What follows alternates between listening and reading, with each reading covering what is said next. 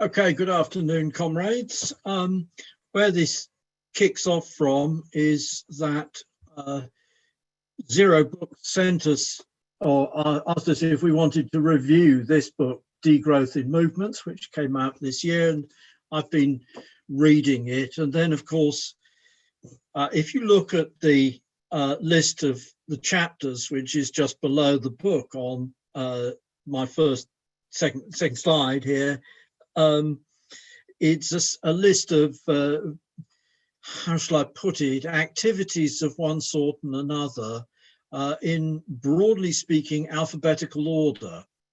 So the growth imperative is the introductory chapter, but then we move on to 15M, i.e. the Spanish equivalent of occupy, artivism, mixing activism and art, basic income, buen vivir, which is a Latin American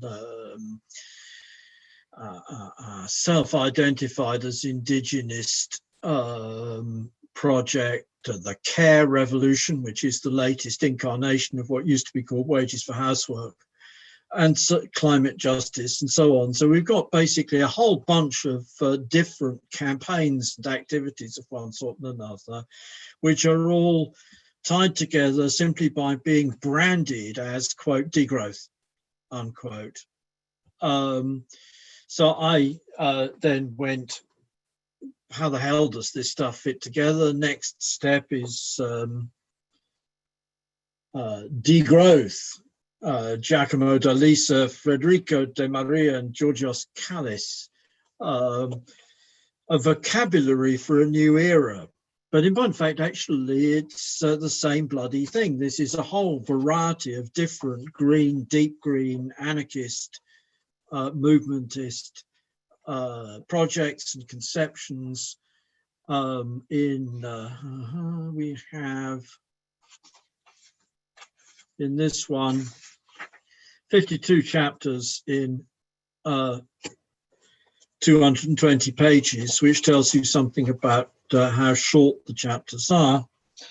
And in essence, it's an advertising, rebranding project or an advertising project in relation to a kind of Malthusian, back to the land, greenism. I won't say that the whole of it, because quite a lot of what's involved is straightforward anarchism, and so on and so on. And where does the word degrowth come from? Well, Dalisa and co, and actually quite a lot of web places attribute it essentially to Andre Gortz's famous book, Farewell to the Working Class, Adieu au Proletariat, Au-delà du Socialisme, and Post-Industrial Socialism, Pluto in 1982, but originally published in France in 1980. I think Gortz, so far as he was a leftist before, he was telling us farewell to the working class in very much the same way as Hobsbawm, the Forward March of Labour halted and all of that Euro-communist stuff. He was already a people's frontist. But nonetheless, the underlying issue posed by the degrowth idea is this. Is it the case that capitalist industry and the development of capitalism has resulted in excessive growth?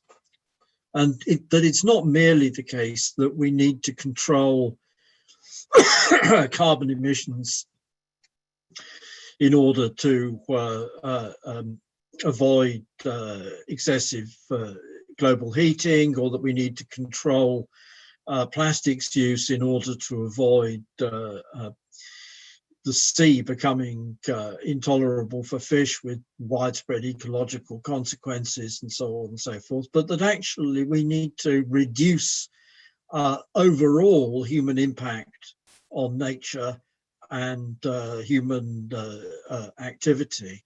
And hence actually quite a lot of these things in the Burkhard, Schmelz and Trey Degrowth in Movements book are about how we transition to smaller scale localizing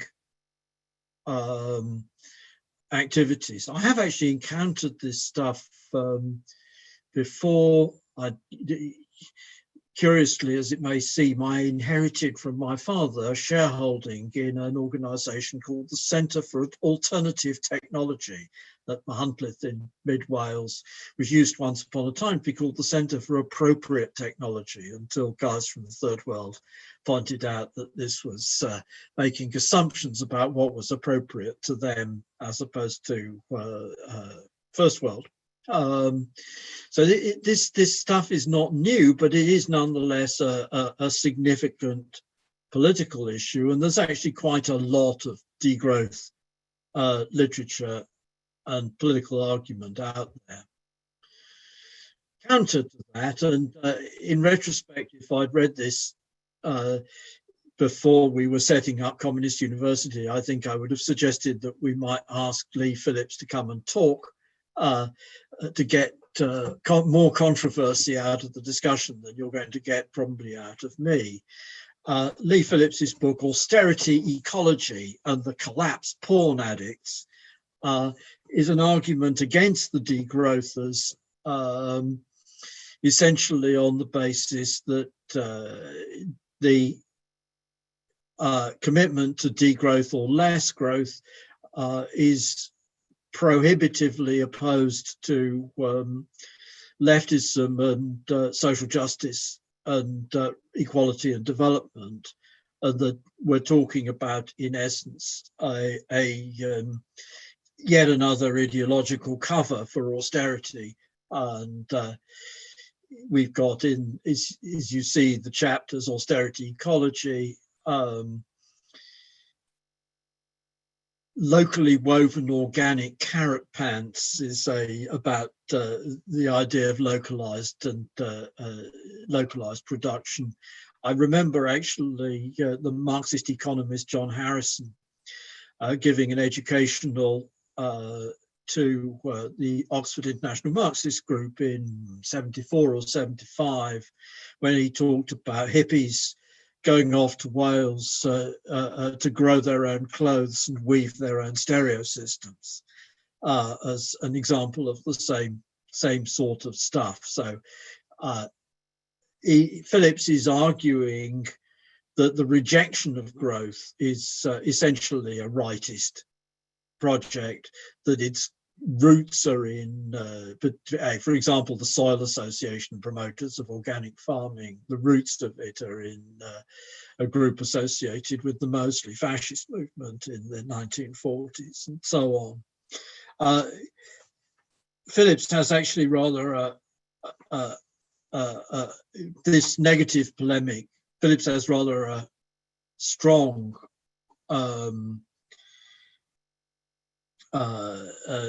article in 2019, which is rather better than Austerity, Ecology, about the importance of global planning to deal with the ecological crisis, and the consequence of the importance of global planning to deal with the ecological crisis being that we need global democracy as opposed to intergovernmental treaty arrangements and expert bodies like the IPCC and so on and so forth. There's a whole load of literature about degrowthists' objections to Phillips. I've flagged one which I actually thought was quite good, Aaron Vasinchen, Let's Define Degrowth Before We Dismiss It, from Uneven Earth in 2015. But there's also a terribly sharp response from a scientist to that, essentially saying it's all very well for you to say this line, but actually if you're demanding a radical reduction in the throughput of energy in the society, you have to be demanding either substantial reductions in population or substantial reductions in complexity of the society, or both. So the issue, in essence, underlying issue is, should we be saying we are degrowthists, or for that matter, agrowthists, which is another line, which it says we're not for or against growth, but we're agnostic as to whether there's growth, as being that this is posed to us by the possible overshoot and the likelihood of social collapse or possibility of social collapse. I start by, we can't say simply, fuck off, this is stupid, etc., because I don't think it works to just say this is stupid. And the reason why we can't say it's stupid is that it is possible that the end of capitalist society will be collapse rather than revolution. A fight that each time ended either in a revolutionary reconstitution of society at large or in the common ruin of the contending classes. That's Marx and Engels in the Communist Manifesto in 1848. Interestingly, there's to some extent a pattern, as far at least as Mediterranean and Europe is concerned in this. If we look at the end of the Mediterranean Bronze Age, we've got a collapse of the Bronze Age palace societies in the 12th century BCE. They don't succeed in transitioning by revolutionary overthrow of the political regime. What happens is that the regimes collapse, a wide number of cities fall into ruins. The barbarians, the Philistines in particular, enter on the historical stage. The sea peoples and so on and so forth. The mountaineers come down on some places and so on. So there's a collapse, and that collapse issues in a dark age with the loss of quite a lot of technology for 3 or 4 centuries. And then towards the end of the dark age, we have aristocratic monarchical societies which are then overthrown by revolutions, which create the world of classical antiquity, which we're more familiar with. And I've given a couple of references for Greece and for early Rome. But then the next time round, the slaveholder urban mode of production ends in collapse. Chris Wickham's framing the early Middle Ages is a fairly elaborate discussion. We know, in a sense, there's a similarity with the 12th century collapse, because the 12th century collapse is about the failure of the long-distance trade networks, which were essential to the complex division of labour of the palace and city, Bronze Age palace and city societies. Wickham's account of the early Middle Ages, in essence, what we have is that the food supplies to the Roman armies collapse. The supply spines collapse, which run from successively, which run from Britain to the Rhine, and the Rhine frontier collapses, and then the Vandals break into North Africa, and the supply spine which feeds the city of Rome collapses, and feeds the Roman army in Italy collapses. And then finally, the Muslims break into Palestine and Egypt in the 600s, and the supply spine which feeds Constantinople and the Eastern armies collapses. And indeed, actually, we can see the very prolonged process of decline of the Byzantine Empire. In point of fact, we can see very considerable depopulation of Anatolia persisting even down to the present day as a result of the destructiveness of the very gradual, slow collapse of the Byzantine Empire and the slow construction of the Ottoman successor state.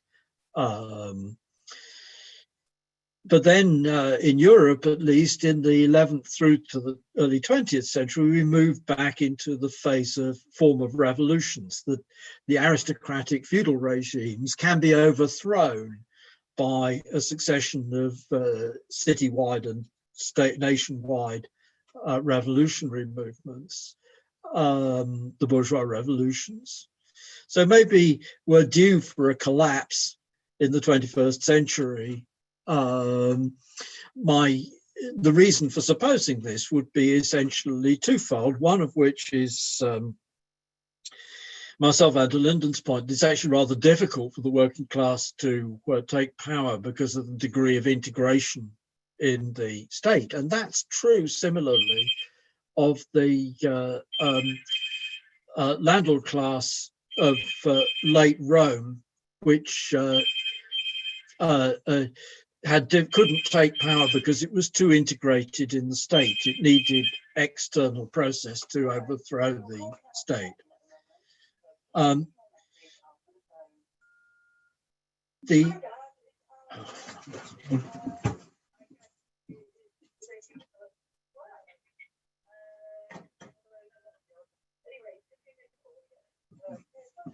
Sorry.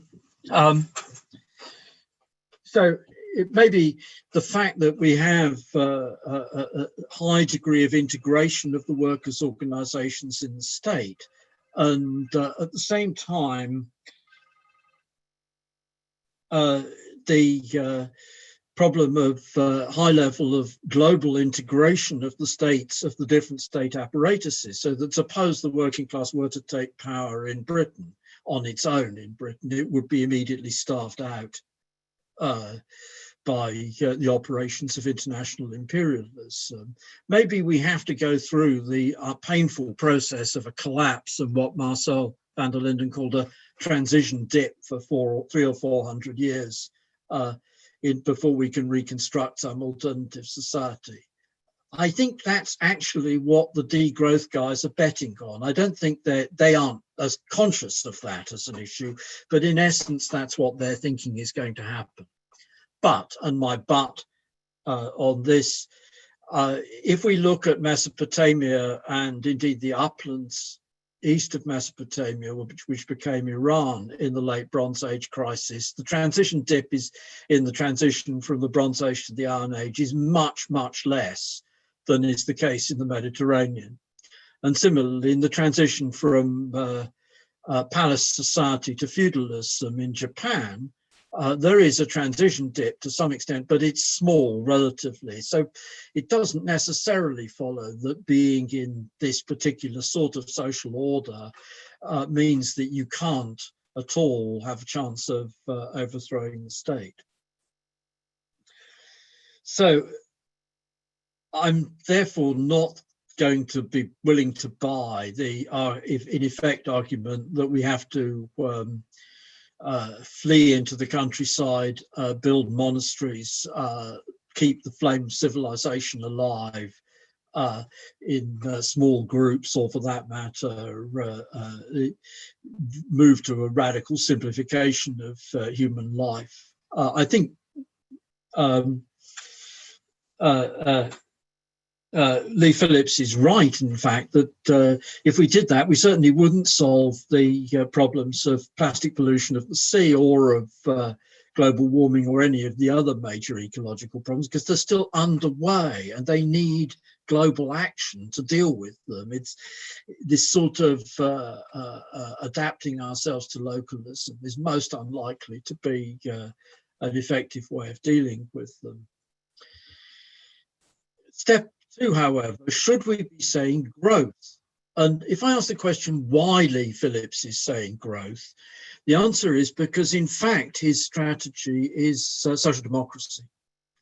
What he wants to see is a restoration of the social democratic mixed economy, and he argues in Planning the Earth System for a gradualist approach to the construction of a democratic world state.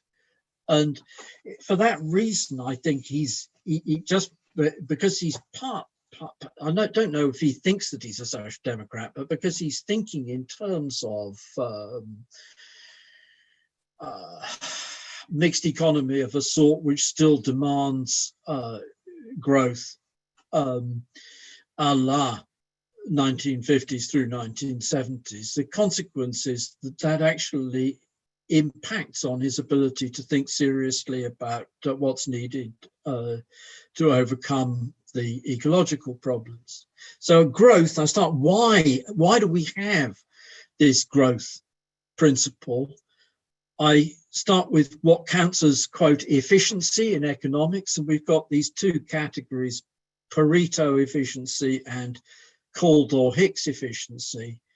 Pareto efficiency is when you can't make anybody better off without making somebody worse off.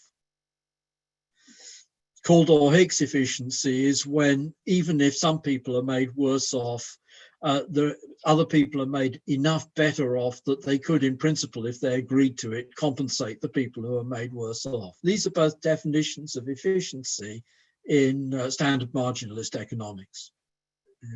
And the well-off, better-off is about subjective preferences, but those subjective preferences are taken to be expressed as wealth, i.e. cash, available liquidity.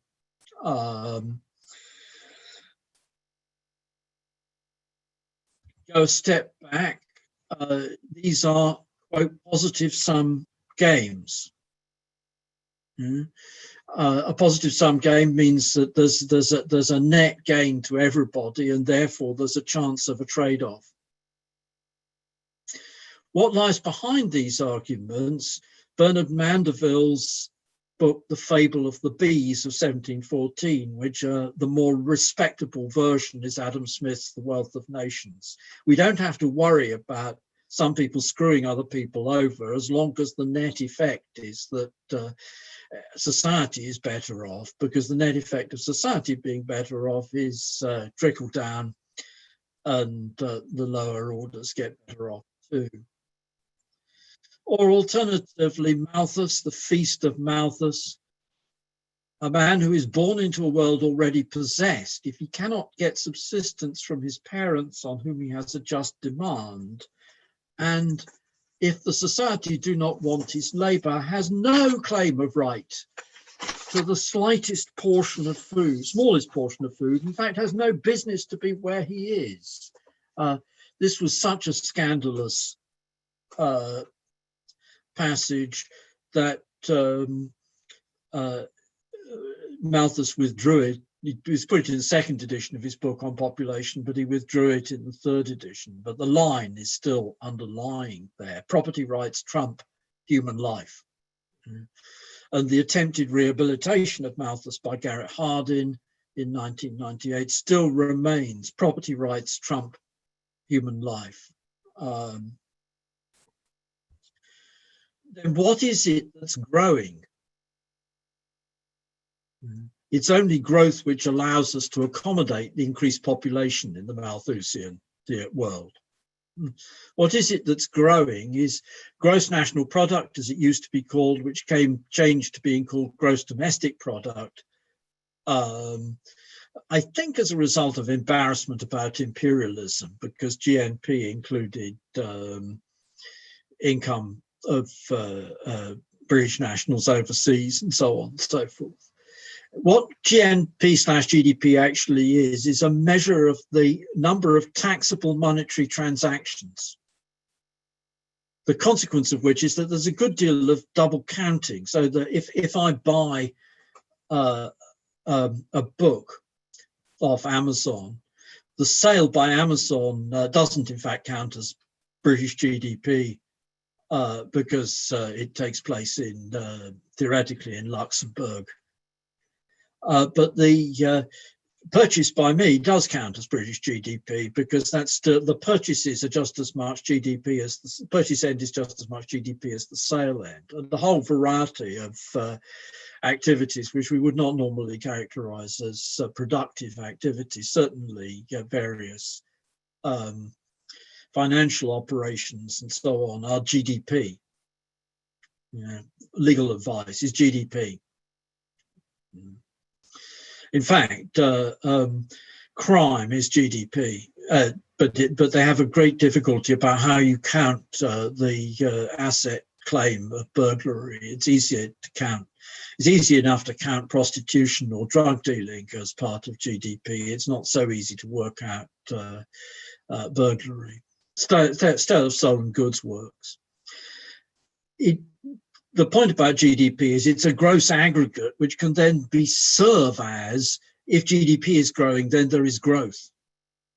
But in reality, what it is a measure of the potential taxable income of a state's population, and therefore the potential income of the state.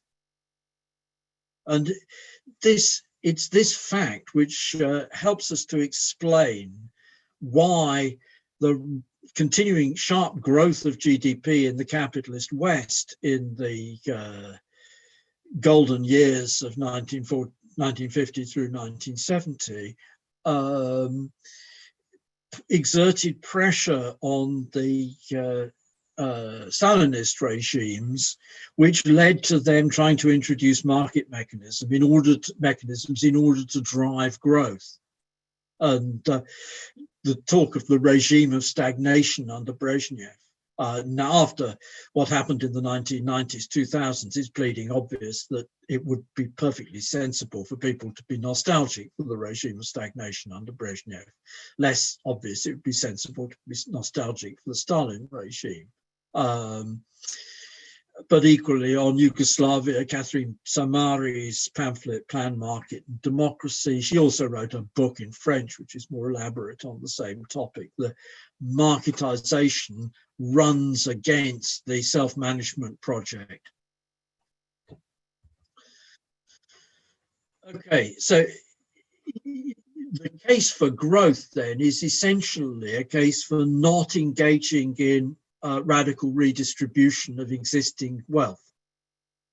And the reason for not engaging in radical redistribution of existing wealth is that growth by a regime which produces growth will increase the aggregate wealth of the society. And that both has the characteristic of potential trickle down to those below and has the characteristic of increasing the military striking capability of the society. And that, at the end of the day, was what happened to the Soviet regime, which was that the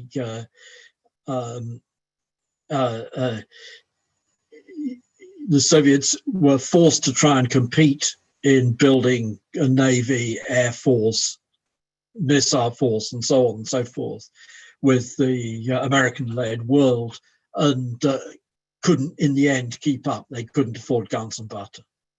And having first sacrificed the butter, they then sacrificed the political legitimacy, and they then sacrificed the guns. So the question which is posed is, are there natural limits which interfere with our ability to do growth, capitalist growth, this is in essence, forever? Now, on the face of it, you would think the answer is bleeding obvious. There is only one planet. There are, however, three lines of reasoning which nonetheless either point in the direction of you can do growth forever, or alternatively, you must do growth forever. You can is the first argument is, quote, technical fix. And in point of fact, that's the burden of most of Lee Phillips's arguments in austerity ecology, is that there are potential technical fixes. The reason why we haven't got the technical fixes is because the profit motive leads to it being more profitable not to adopt technical fixes which are available. And in fact, one of the things which he talks about, which is very bloody pertinent, is the lack of resource put into development of new antibiotics, because it's unprofitable for the big pharma, as opposed to drugs to treat long-term conditions of the rich, like diabetes and blah, blah, which are going to have to be bought forever and ever. My view on the technical fix point is essentially that that's all very well, but actually technical fix tells us merely that we are not presently at natural limits, assuming that the technical fix is in fact available. Lee Phillips, one of Lee Phillips' points, we should be using nuclear power more extensively. I think he's probably right on that. The left has been debating this question ad infinitum. There are very serious safety risks, but then there are very serious safety risks with other technologies. But even if there are technical fixes, that doesn't tell us that we can go on doing growth forever, because it's just saying that the problems which right now appear as limits to growth are subject to technical fixes. Second one, which is larger argument, is the high frontier. High frontier is from American physicist Gerald K. O'Neill's book, The High Frontier, from 1976, arguing for human colonization of space. And the argument, in essence, is we can dump an awful lot of very polluting, we can get access to massive mineral resources on other planets and in the asteroids. We can dump an awful lot of extremely polluting activities out in space. If we have to use nuclear power and it's dangerous, we can dump that out in space. And if the thing starts going wrong, we can shoot it off into the sun, where it's not going to cause any problems to anyone, and so on. And this is still live, as you can see from it was a big deal in the States in the 1990s. There was an organization called High Frontier Foundation. But it's still live, as you can see from the links from 2017, 2018. Casey Handmer on 2018 does a technical critique of O'Neill's high frontier proposals. What it comes down to at the end of the day is that it's extraordinarily unlikely that the high frontier projects can be carried beyond small level, very small level tourism for the ultra rich going into orbit and back. The various schemes for getting lift from Earth into orbit are fantastically expensive and couldn't feasibly be done without commitments of massive amounts of state resources, and also quite often involve unfeasibly strong unobtainium or handwavium, unfeasibly strong materials, which make it technically infeasible. But in essence, the idea of the high frontier is if we can get out into space, we can expand. The high frontier is the American frontier. We can expand indefinitely. I think the answer is we can't really take the high frontier. We may wish to do things of one sort or another in space. There may be uses to doing this, but we really can't take the high frontier approach, as this is going to solve the problem of natural limits on Earth. The second argument, and this is again, I've given leftist versions of this, that the argument is that there is in principle unlimited demand for goods, and that therefore it's necessary to ration demand for goods by something like money. And therefore, the Marxist idea of passing from money exchange through from each according to their ability to each according to their needs is infeasible. And Gerace, this is a very famous one, Norman Gerace, later used tonight, argued in 1985 that you have to imagine potentially unlimited needs if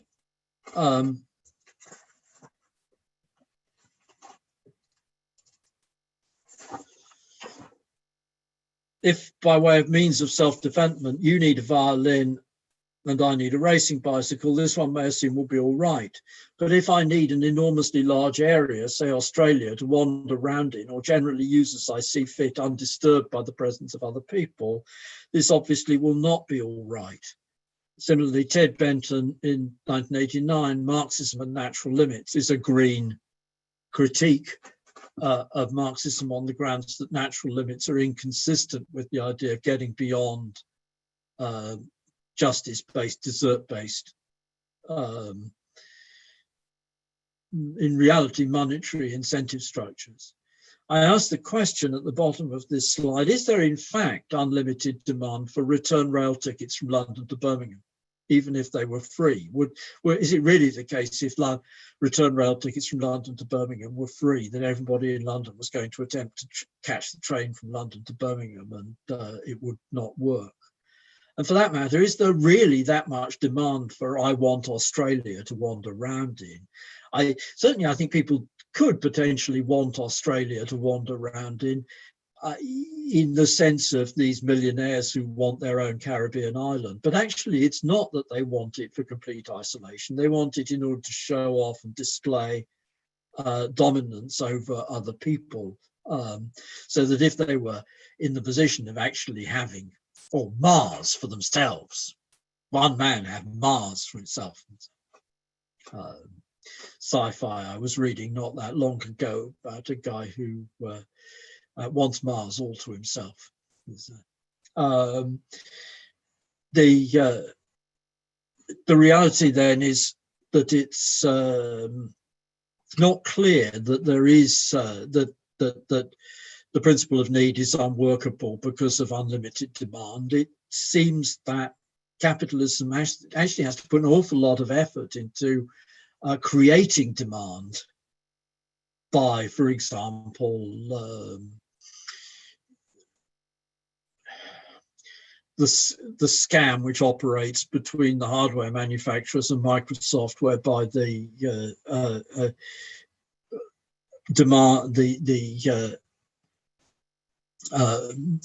demand made by software on the hardware is constantly increased, with the result that everybody needs to buy a new machine after 2 or 3 years because it's running slow, etc. This is a cartel operation in order to increase demand, and an example of what used to be called planned obsolescence in relation to cars, washing machines, blah, blah, blah, which are designed to have a design life less than they could have. When British Leyland stopped producing the Morris Minor, part of the reason for doing it was because the bodywork was too good, and in consequence it was too easy for people to just repair the car by putting new parts on. So one of the things which they did when they stopped producing Morris Minor was to recall all the parts from all the dealerships and concrete them into the floor of the new assembly plant for the Morris Marina. So the fact that capital does actually do these exercises suggests that the claim that there is in principle unlimited demand for goods is mistaken. Second point, capitalism is a class order. I referred to this the other day as well. Gregory Clark's book, The Sun Also Rises. Capitalism is just as much a regime of inherited inequality as classical antiquity or medieval feudalism. Secondly, capitalism is a coercive order. This is not, we all agree, and there is no problem about this. I've given you civil justice statistics, 384,000, this is quarter October, December 2019, so before the outbreak of the coronavirus stuff, 384,000 debt claims, 32,000 landlord and mortgage possession claims, compared to 27,000 personal injury claims. So you're really talking about the bulk of the civil business, civil court business, as being debt recovery. Criminal justice statistics, this is for the year rather than for the quarter, 604,000 summary motoring offences. I hadn't realised just what the scale of the magistrates' court as a body for regulating road traffic is. A larger part of these are speeding and driving without a licence, driving without insurance offences, which I think are largely caused by police stopping people for other reasons and not finding stolen goods which they expected to find, or weapons which they expected to find, or whatever. 526,000 summary non-motoring offences. A lot of those will be summary theft and summary criminal damage. 244,000 indictable offences dealt with at the magistrates' court, of which 80,000 are the aggregate of theft, robbery and fraud. 46,000 violence against the person, 44,000 drug offences. So again, a large part of what the criminal courts are doing is enforcing the boundaries of property, enforcing the coercion to stop people taking goods, to stop people claiming benefits when they aren't entitled to, etc., etc., etc. Also a coercive order in the colonial world. We were just talking about this in Yasemin's session this morning, but I refer to stuff which is academic work, which is about this stuff. Bandar's Colonial Lives of Property is about the imposition of English-style landlord property rights in the colonial world, and the extent to which that involved violence. There's a whole load of stuff of this sort. Brown Simpson's Human Rights and the End of Empire. The relevance of this is simply that the British Colonial Office said, look, we can't keep, if you sign up to this European Convention on Human Rights, which bans torture and bans arbitrary imprisonment, we can't keep hold of the empire. We need the ability to do torture and arbitrary imprisonment in order to keep hold of the empire. Consider also the failure to deliver a Marshall Plan for Eastern Europe in the 1990s, the consequences of Western so-called humanitarian interventions since the Carter administration in the 1970s, the just destruction, the imperialism as a regime which exports destruction, and I quote nice Roman historian quote. They make a depopulation and they call it peace. The delusion of the degrowthers is that you can just go under the radar and do a local exchange trading scheme or a co-op or small-scale stuff, and that this will gradually find the way to an alternative to capitalist growth. But the reality is actually the regime of capitalist growth is a regime in which people within the UK are held in subordination for the benefit of other people in the UK, and on a much larger scale, much more brutal, much more massively destructive, in which people in large numbers of countries all over the world are held in subordination for the benefit of quite small groups of people in the United States, in the UK, and to some extent elsewhere in the global north. And that this coercive order is actually backed by military operations. Again, the sanctions that Yasemin referred to and the consequences, this is all backed by military operations. We saw it, FX, when the British state pirated an Iranian tanker last year and then blamed the Iranians for attempting to retaliate against the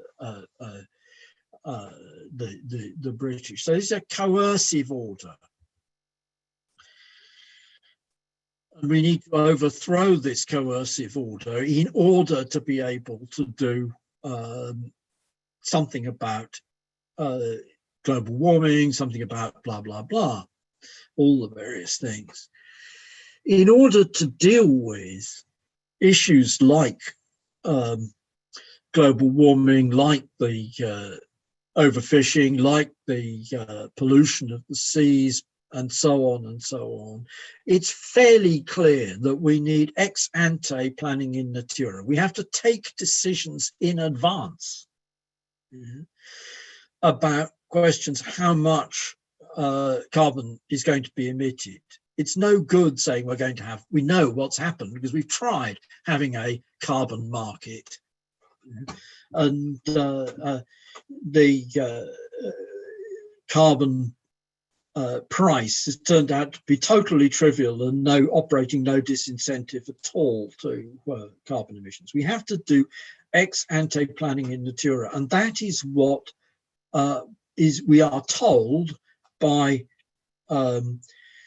Hayek, von Mises, and so on and so forth, is impossible. This is the quote, the socialist calculation debate. Socialist planning is impossible. I know I don't agree a lot. I have a lot of disagreements with Cottrell and Cockshott, and I think all would have a lot of disagreements with Cottrell and Cockshott. But in essence, their interventions on the socialist calculation debate simply demonstrate that we can do planning in natura, that the arguments for the impossibility of socialist calculation depended entirely on the non-possession of the computing capabilities which we now have. Secondly, on the other hand, Hillel Ticktin has argued that it is problematic to do calculation in natura, but in essence, we have to put up with, we can start with quite a lot of planning which has been done under capitalism, but we have to put up with a good deal of, there will be mistakes, there will be overshoots and undershoots. It's essentially about us making the decisions, collectively making the decisions about what is to be produced and what is not to be produced, as opposed to delegating that decision process onto entrepreneurs. My own article, which I put up, Socialism Will Not Require Industrialization. Here my point was that if we ask the question, where did the idea of developmental socialism, of socialism as going to drive forward the forces of production, socialism going to drive forward growth, which is the basis of Lee Phillips's arguments, where does it come from? The answer is it comes in essence from speculations about socialism in the later 19th century. And in the later 19th century, it's perfectly rational for people to suppose that socialism is going to require radical growth, because you look at the only country in the later 19th century which was experiencing difficulties as a result of the full development of capitalism was the UK.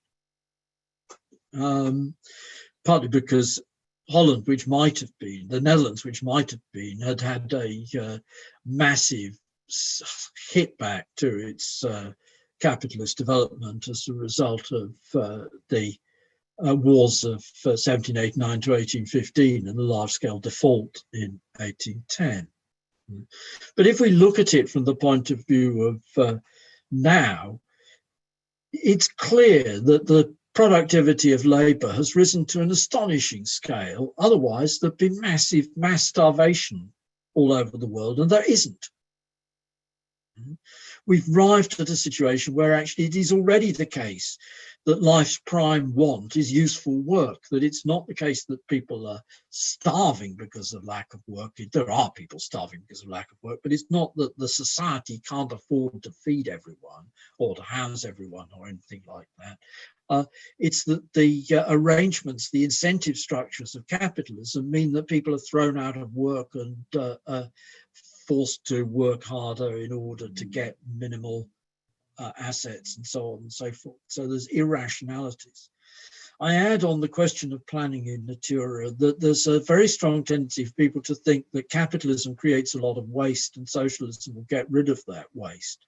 But actually, people who think that socialism will get rid of waste should be set to create machines which have zero tolerances between the moving parts and no lubrication, because that's what they're proposing for the economy. And we can see the upshot, in fact, of efficiency gains. The pandemic right now shows us what the consequences are of efficiency gains in health services, driving up bed occupancy, efficiency gains in old people's homes, similarly driving up bed occupancy, of just-in-time supply chains, and so on and so forth. We need waste. We need some degree of overproduction in order to be able to produce stably. And that's actually as true of capitalism as it is of socialism.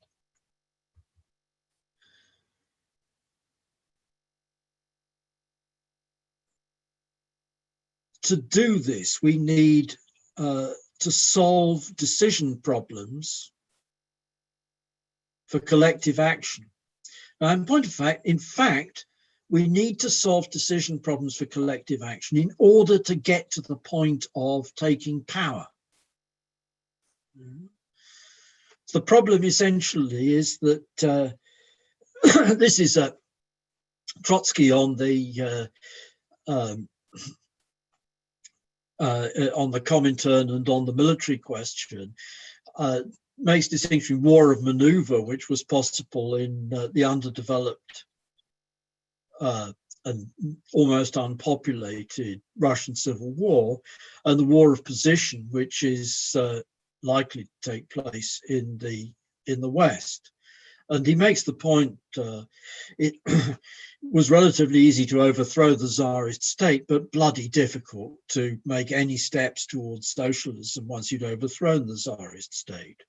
But for the Westerners, the problem is to get close to overthrowing the state.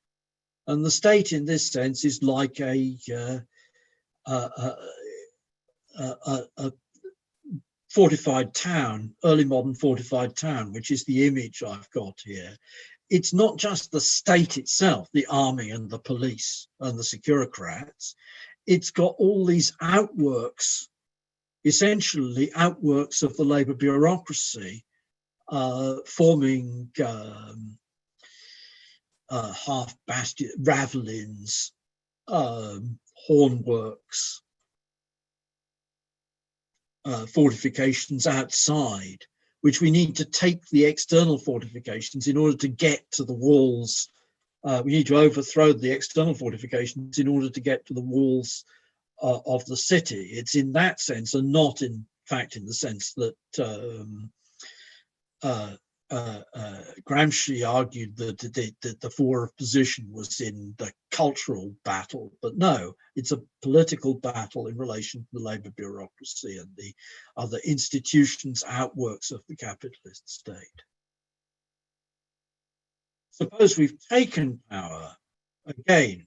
Suppose we allow career managers to take the decisions and to keep control of the flow of information. The consequence of that is going to be the phenomena which we saw in the Soviet Union and elsewhere. Garbage in, garbage out, because everybody has an incentive to falsify. The manager has an incentive to falsify his results. The workers have an incentive to falsify their results. The top planners have an incentive to falsify results. All of these flow out of the career position of the career, the ability of the managers and political leaders to stay in career positions. And then the result, they pretend to pay us, we pretend to work, the famous Soviet and elsewhere go slow phenomenon. Secondly, contrary to Marx, under socialization, distribution does not follow from the order of production, because we have made the order of production consciously social. And then feudalism, distribution follows from the order of production. Capitalism, distribution follows from the order of production. In socialism, that isn't true. And distribution then poses to us what principle? We aren't for equal doses of penicillin for all fatuous similar ideas, but we do need equality of decision involvement as a present and urgent. So against privatized control of information, including by officials, but also we need term limits. We need Buggin's turn as a principle. in order to give everybody, as it were, their fair crack of the whip, their fair chance at the leading role, and so on and so forth. And it's that sort of planning. It's not expert planning, the expertariat, as Lee Phillips puts it, but planning which is on the foundation of solving the political decision problems, which are political problems which confront us right now, which can pose an alternative both to the fetishistic continuation of growth and to the fetishistic efforts to go for degrowth. That's it.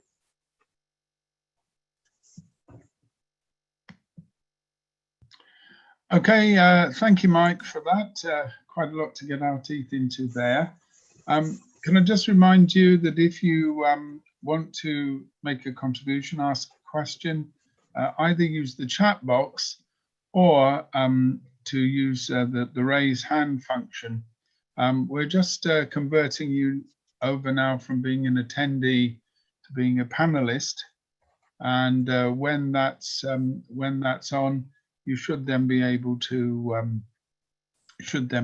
indicate. So that will take just a moment or two to move everybody over. Just I can see it taking place now, and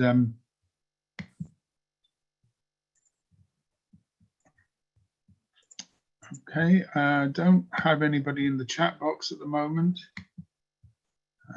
Let me just look at the other section.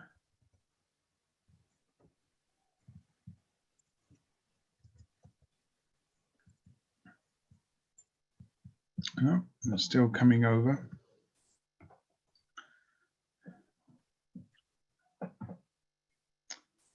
And I'll just remind comrades, which I put into the chat box earlier, that Mike's slides, particularly with the references, and particularly with the very interesting fort or fortified city design, will be available.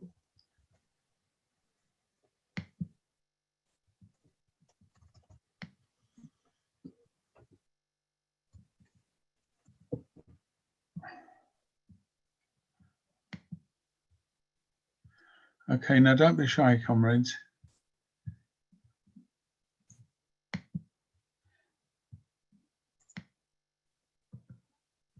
Okay, we're still taking some time to get across. If someone else can help, we will speed it up.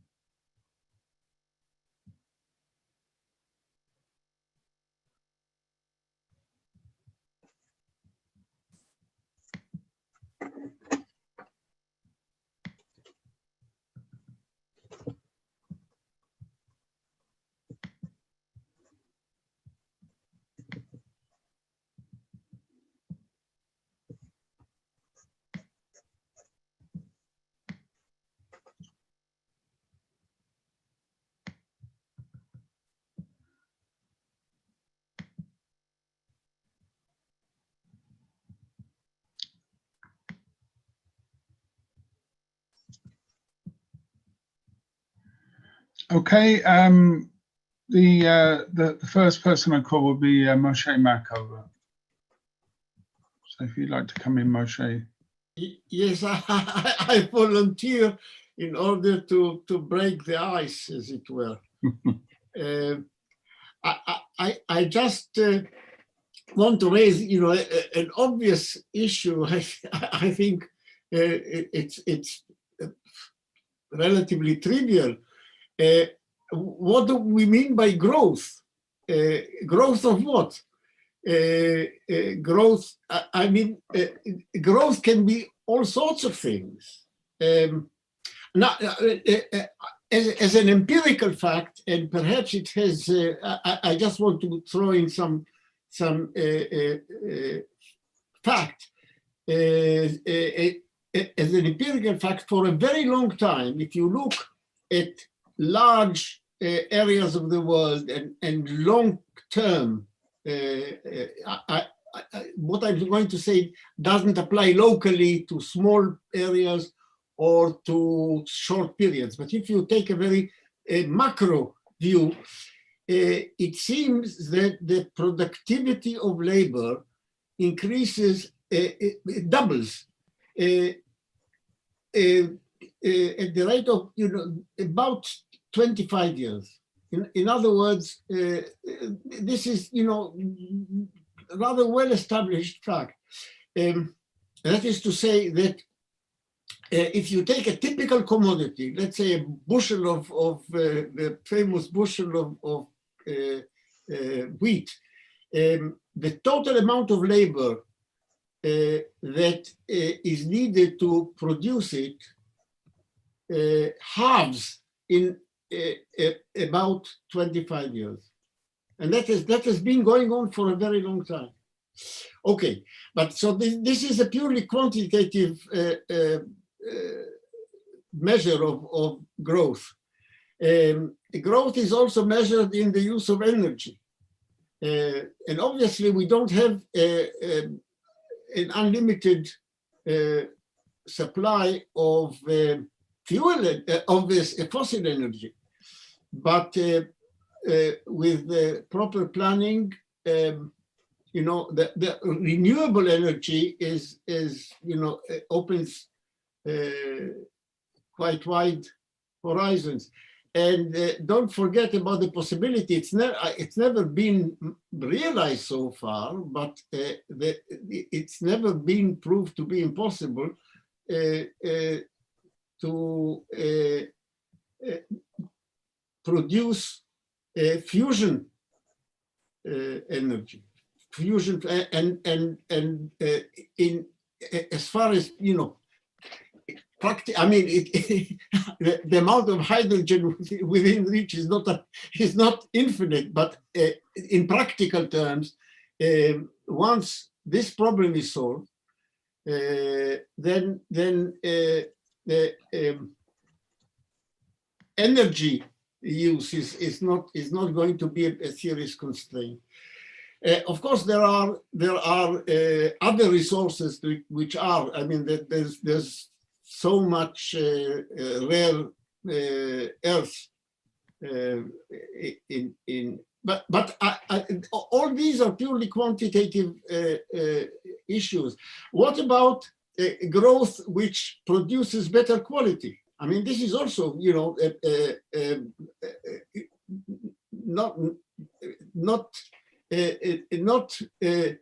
more of the same kind of thing, but the same quantity of better things.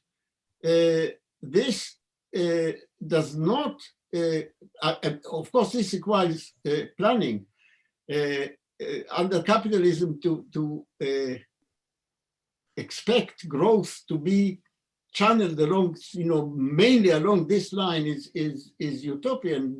Capitalism won't do it, but with proper planning and channeling scientific research towards it,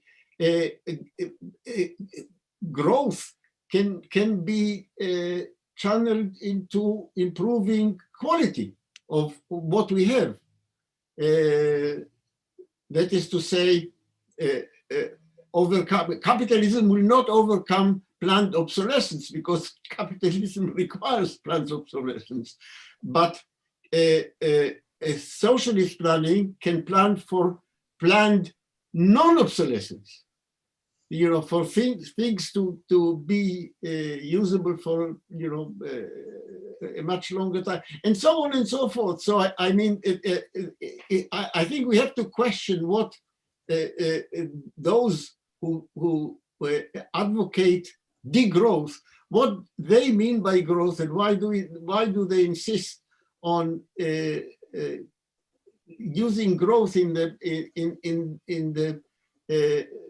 way that we have been sort of conditioned to measure it in under capitalism. Thank you, Moshe. The next speaker called is Lyndon White.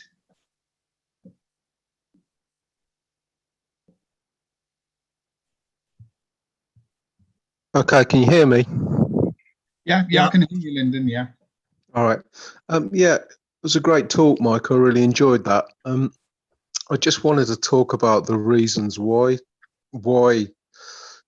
degrowth and that kind of movement may have come into prominence or into circulation, because I wasn't familiar with the degrowth movement as Mike had spelled it out, but I am familiar, because I'm an allotment holder, I am familiar with some of the I'm not saying all the people on my allotment are all fanatical degrowthers, they're not, but they've all got elements of that approach. And there are families on our allotment who do try and kind of like feed themselves for a substantial part of the year from their allotment without having to kind of interact with shops in terms of veg and stuff. I did try that myself, but I couldn't grow cheese or beef, so I gave that up. But trying to think about why that degrowth thing, why it may come to prominence, and the idea of going back to small scale kind of communities that kind of opt out of the kind of the larger kind of capitalist world. One of the things that does strike me is, even though you could say that vision of the future is like completely irrational, and it's it's not gonna, it is a utopian idea in itself, but on one level there is a kind of projection of some kind of future, no matter how irrational or silly we might kind of find that. And it kind of strikes me that does feed off into the kind of fade out of like utopian ideas in our own kind of movement, in our own kind of socialist movement. I mean, anybody who's been in the Labour Party recently would realise that the Labour Party's got fundamentally very little vision of what any kind of like socialist future. That's kind of dropped out of the kind of vocabulary. When I'm talking about utopian visions, I don't mean the sort of vision of the future where you can just jump over the reality of where we're at now and impose a blueprint on the future of what like a future communist society would look like and work it out in minute terms. I'm aware of that critique of utopian ideas. It's just this kind of idea as an alternative, and that kind of popularizing of like socialism and communism, which was important from what I can see in our movement in years gone by. Like I heard the other day, I was listening to a session, and people were talking about William Morris's News from Nowhere and things of that ilk. And also, obviously, Mike referred to Hillel Tichtin's article, What Will Socialism Look Like? But it seems to me that we've kind of lost that kind of vision of the future. And I'm aware also that also became bound up with the kind of failure of the Soviet Union, because there were people in the 1930s who would put a lot of emphasis on the Soviet Union as an alternative society, a new civilization, as the Webb's kind of put it. But there's very little of that around in circulation. And some of that's obviously due to Engels' kind of critique of that, that a certain type of stupid type of utopian socialism. But in terms of like, in terms of the movement as a whole, you hear very little about that kind of imagining kind of possibilities of the future. So I think in those, in this scenario where when the Soviet Union and its satellites collapsed as any kind of alternative model, I can kind of see that there is, obviously there's other reasons as well, but there's one of the ideological reasons why this whole kind of degrowth thing, has come around really. And so I think that, I think when Mike was talking at the end there about the kind of war of position, and he tended to like downplay the kind of Gramscian kind of the cultural kind of element to it. Obviously, the cultural element's not the be all and end all of that, but I do think a kind of that sense in which, I've read about it in Harry Pollitt's kind of memoir, Serving My Time, when one of the things that turned Pollitt into a socialist was going to street corners and kind of listening to these kind of visions of like wealth and plenty and a new society kind of thing. I'm not talking about later on in the Soviet Union. I'm talking about before the CPGB was formed, and when Pollitt was in the kind of, and then in his kind of native world. I think it was in Manchester, around Manchester. I think I could be wrong there. Could be Lancashire. I can't remember now. It's been a while since I've read it, but there was a certain kind of vision and an inspiring kind of vision behind that, and I think that's largely become absent, partly because that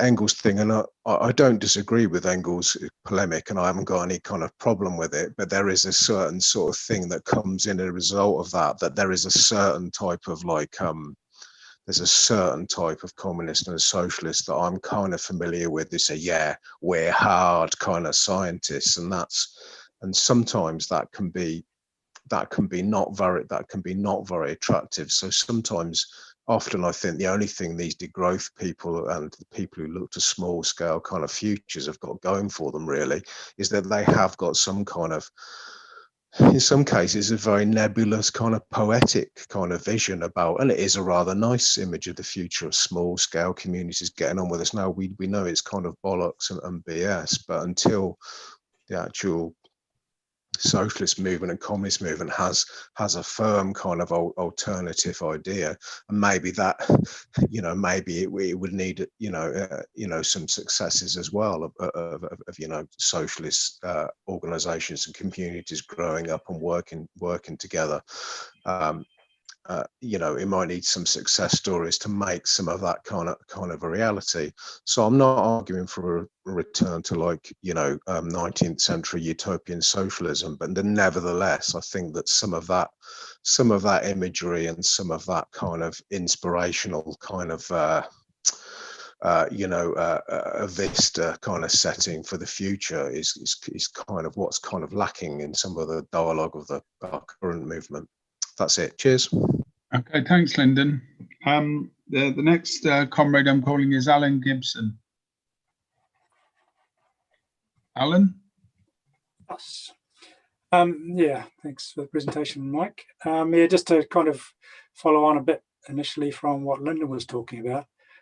So the variants of degrowth are quite strong in the various environmental movements which are responding to climate change.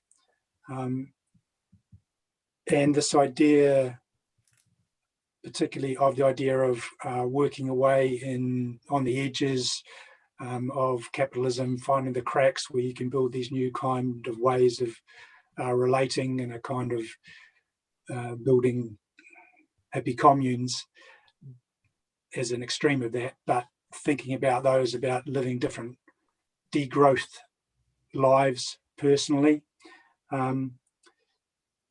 And a major thing amongst them from my attempts to engage in the environmental movement is that they do not understand what Mike correctly referred to was the coercive nature of capitalism, and to the extent that these degrowthers were to start to have some success, they would be mercilessly crushed by the capitalist state as a dangerous alternative. However, to pick up on Bart's question there in the chat about how these environmental groups are similar to ecofascism, there is indeed a thankfully quite small at this stage wing of the degrowth ideas, which does recognise the coercive nature of the capitalist state and calls for basically a strategy of sabotage of the infrastructure of Western civilization to basically bring things crashing down.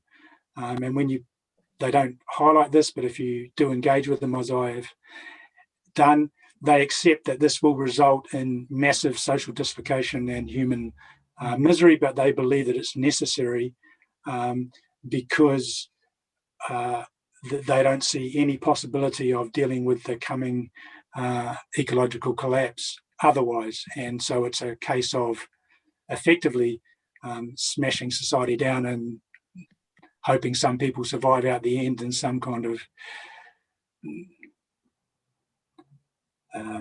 nicer living with nature in a very simple way, because that's the only way to save things. But I was interested in one thing in Mike's talk. He made historical comparisons with collapses as compared to revolutions, and even discussing what a 21st century collapse that we might be due one, what that would look like. I think that Mike does fail to understand, or at least in that presentation, to get across the depth of the crisis that humanity is facing. Unless something fundamental changes in social relations, humanity is facing a very horrific future, far beyond the collapses which Mike referred to historically.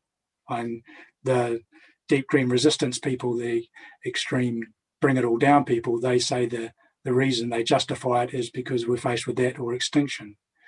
I don't know if I go quite that far, but certainly projections, if capitalism is not got rid of, are that huge proportions of the planet will be unlivable because of what's called the wet bulb phenomenon, where you cannot go outside without basically your insides cooking, combination of humidity and temperature. There are areas of the planet where that's quite close already. So I think that this question needs to be put in that context. And I think that as the effects of ecological collapse become more and more manifest in people's lives, even in the industrial heartlands of the imperialist West, we will be projected to some extent, and it's going to affect the global South much more because of the lack of infrastructure there, and also because large sections of them live in the areas of the planet which are going to be first affected by the temperature problems. So I think that a recognition that there are going to have to be significant changes, because it's not just a question of averting the catastrophic ecological collapse, which does pose, at least in theory, the possibility of human extinction, and certainly results in some unbelievably horrific form of barbarism. But there's also the effects that are already locked in, and being able to combat those effects which are going to continue. I mean, even if we changed everything overnight, if that was even possible, still the carbon in the atmosphere is going to keep on melting the ice, and seawater is going to rise by 1 or 2 meters in the very best scenarios, and all the massive dislocation that's going to cause for humanity. Something I'm not sure about, not interested if Mike come back on, is undoubtedly there is waste in capitalist society, and particularly in the imperialist West. And I agree with Mike that certainly socialism won't be able to get rid of waste per se, but certainly we'll be able to reduce it significantly. For instance, recycling is a thing you'll hear a lot about, but the reality is, if anyone's actually delved into this, recycling of plastics is quite difficult because many of the plastics cannot be recycled. You need to transform production to only use recyclable plastics. That will be a way of decreasing a very significant element of waste in plastics. Planned obsolescence, which Moshe referred to, that's a massive form of waste. And related to that is the massive waste in human creativity, which goes into that shell game called marketing, where we're convinced that not only do we have to worry about a washing machine not being able to survive for more than 10 years, which is insane, given that we went to the moon quite some time ago, and we can't make a washing machine or an appliance which will last more than 10 years, but that we are encouraged to always want the new through marketing, when the new is not very different at all, and we'll throw away our old one. That needs to change. But then there are the massive waste which occurs in international capitalism, if this was replaced with international socialism, is the military. The military is the US military is the biggest contributor to global warming, greater than most states on the planet. And there's also the question of human creativity, because there would be, under socialism, international socialism, a raising up of the standard of living in the global south necessarily, and that would release a huge amount of human creativity, even if we take on top of the human creativity that will be released by turning the scientific endeavour, which now goes into military, which is somewhere in the region of 40 to 50% of all scientific research goes in that direction. So there is the possibility for creative solutions. But just to finish, I think it is important to recognise that, because it's easy to get into the technological answers solution, that we can basically solve it through technology. And certainly there will be technological advances which are possible by releasing all that human creativity, which is now wasted under capitalism. But primarily this is, I think, as Mike was trying to argue, about social relations and transforming social relations towards a democratic plan. And I think that is a very important thing to understand against what has been something very dominant on the left, which is to look towards technological solutions. The answer of exactly what those technological solutions might be and how society might be reorganized are primarily going to be the result of changes in human social relations, one component of which will be democratic planning, but much more about how gender relations, family relations, and so on get reconstructed under socialism. Finish. Okay, thanks, Alan. Next comrade is Chris Gray.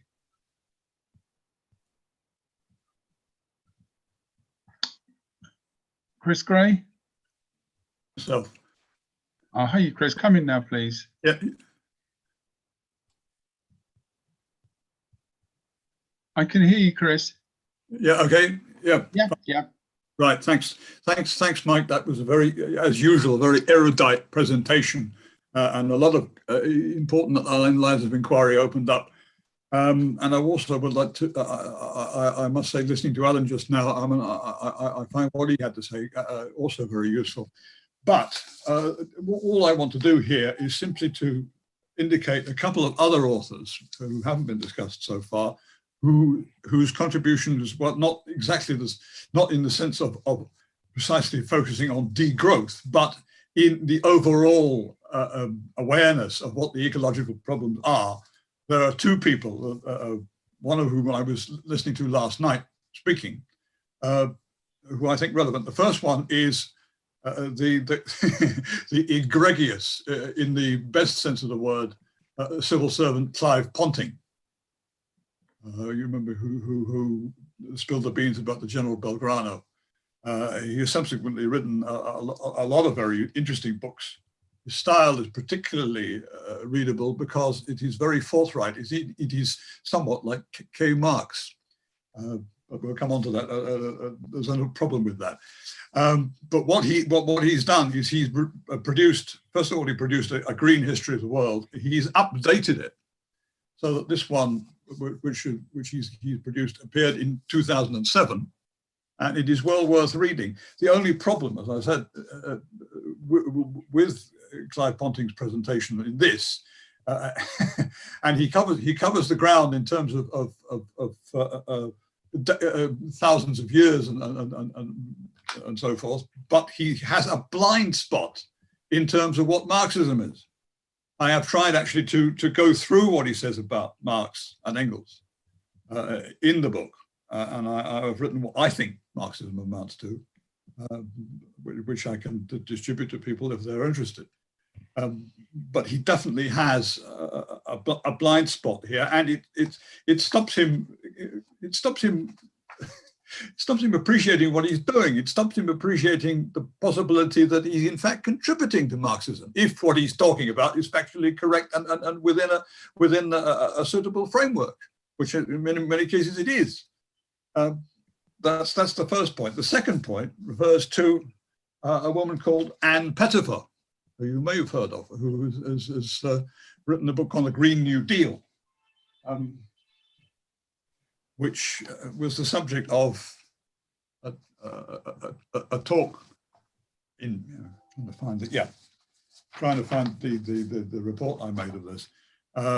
Chipping Barnett Constituency Labour Party All Members meeting yesterday was addressed by this woman, who was author of The Case for a Green New Deal, published by Verso 2019, and a paperback edition is in preparation, I gather. And she has some very interesting things to say, a lot of rhetoric, in fact, too much rhetoric, I thought. But one of the things that she discussed, which we haven't talked directly at the moment, but it's been mentioned in the references, somebody asked about universal basic income. And she says, no, I'm opposed to it. I'm for universal basic services as an alternative. In other words, pay carers every month and subsidize employment rather than income. I think that's the right approach. So I found that convincing. A lot of other stuff was useful, what she had to say, except that she contradicted herself in the sense. I asked her whether she would actually be in favour under some circumstances of nationalising financial institutions, to which her response was they were already nationalised in the sense that they've been bailed out, which of course I was not in favour of in total. But however, later on, she did say, if I've got her right, yes, she did actually use the words prioritise the City of London for nationalisation. And one of the things she talked about was the lack of taxes it pays. It is, of course, a tax haven. I'll leave it there, comrades. And I think both these people are worth reading and engaging with. Okay, thanks, Chris. Geraldine Thorpe, and then Jack Conrad, and then I'll ask Mike to come back.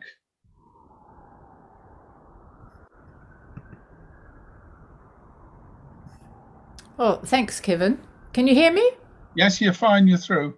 Good. Sorry, I'll try and keep it short, but I just want to make a couple of points, or about 5 points. So shut me up when I've spoken enough. Thank you very much, Mike. It was very interesting and lots of things to think about in it. I have a problem. I do worry, well, worry is not really the right word, but I think certainly if there is going to be a socialist society, there's a massive cleanup job to be done. We are in a position where the world is under huge stress. I go to New Zealand every year, so just a small example. What they've done there's a company named Fonterra, and it produces dairy products. And as a result, Fonterra wanted to be big and multinational, and it ships a lot of its milk and milk powder, which is not always in very good condition, to China and to other parts of the world. And in order for it to do its business, it has succeeded in virtually drying out a whole lot of massive rivers that were, up to a mile wide in some parts, and they were full of water and very swift, and they irrigated the land. the dairy farming has taken all the water. There are about 4 rivers that are now just river beds, and occasional trickles of water come down when it's raining. The dairy industry has turned what used to be a plain in the South Island, Canterbury Plain, which grew wheat and sheep. The sheep were good because they could manage on very short grass, and the wheat liked the dry, hot climate. So that was fine. The cattle need long grass and lots of fertilizer and lots of pesticides and so on. As a result, the methane gas levels are high. They can go quickly, but at the moment, while you've got so many cows farting into the atmosphere, you've got a huge amount of methane gas. And the water supply is being polluted by all the chemicals. So that's one example of a cleanup that's needed. A second thing is we've got to think about how we're going to even begin. And Daniel Lazar, thank you, Daniel, mentioned Antonio Guterres speech, and he was basically saying it's either barbarism, chaos and barbarism, or we can work together for the good of all. So the primary requirement to get anywhere near socialism, in my view, is we need education and health.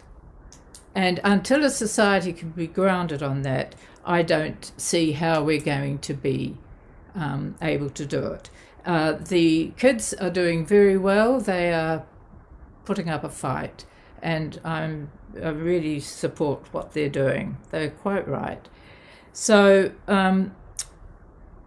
there's a long way to go, and basically house in order, and then make sure everybody is able to be fed and to do some work. And if they can't, to be looked after properly. So there's the basic requirement.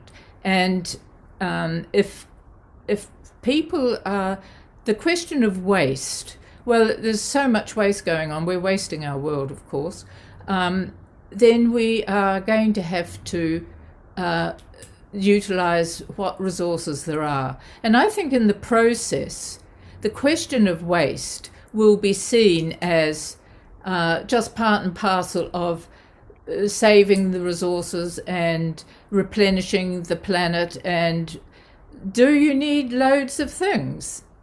We don't need as much as we've got. I could do without half the stuff in my house. And we've just got far too much. We don't need it. And we could have a much healthier life if we got out more and grew our own food, as the comrade said. So there's a lot to do, but I think one of the main calls now is education and health. If we can base ourselves on that, we're going to start going somewhere. And it will, I don't know, that might involve all sorts of things, but I think the pressures is definitely on. I don't have a solution. I'm just saying I think we need to get our house in order, and it's going to be a long process. It's not going to happen overnight. Thank you.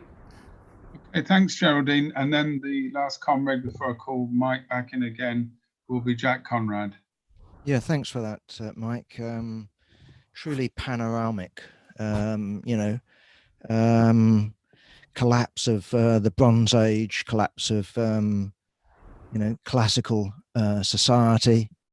I don't think any of us actually know, what a collapse would look like, because it depends on all manner of completely unpredictable factors. So you could talk about extinction. That's perfectly possible. You could talk on the other hand, about a population collapse. There's all manner of different possibilities. The real question that we're faced with is, can we do anything about it? That surely is our task. And in terms of, I think your central, the sort of nub of what you were talking about is precisely what we were discussing with Marcel. And that's this paradox that we face of here's the necessity of socialism, and here's our repeated inability to actually achieve it, or even actually a position for much of the working class in the advanced capitalist countries, at least in the second half of the 20th century, as we go into the 21st century, to even actually aspire to replacing capitalism with socialism. So in that sense, I agree with Geraldine's, we need to educate, but I think we need to educate in the context of organizing the working class in the attempt to take power. And I think it's fundamentally a political question.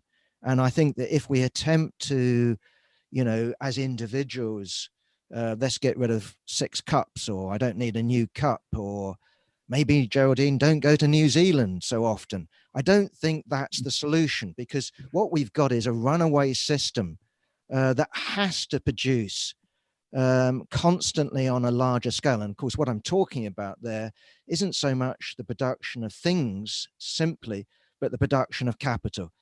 That's what it's predicated on. It doesn't make sense unless unless capital is expanding. I wouldn't argue it, but would, for example, a non-growth, degrowth capitalism be a transitional demand? That's a sort of rhetorical question. It would be for some. And I think that really, if those people think, those comrades think that that's the way to undermine capitalism, of course, it's perfectly true that it would, but you try imposing it actually on real living capitalism. I have a sort of nitpick disagreement with you, Mike, and that is on this category of waste. I think there's a huge difference between having 100 hospital beds on the basis of what we expect in terms of patients coming in on a normal year, and having 110 beds just in case there's a pandemic or an emergency. I wouldn't call that waste. I would actually, I think, use a better word, and that is reserves. And I haven't read Hillel's article for some time, but I suspect that's what he's talking about. And if you talk about socialism, it needs a reserve. And that's why when Marx was critiquing the Growther program, saying that workers get back what they put in, he actually said, hey, hold on a minute.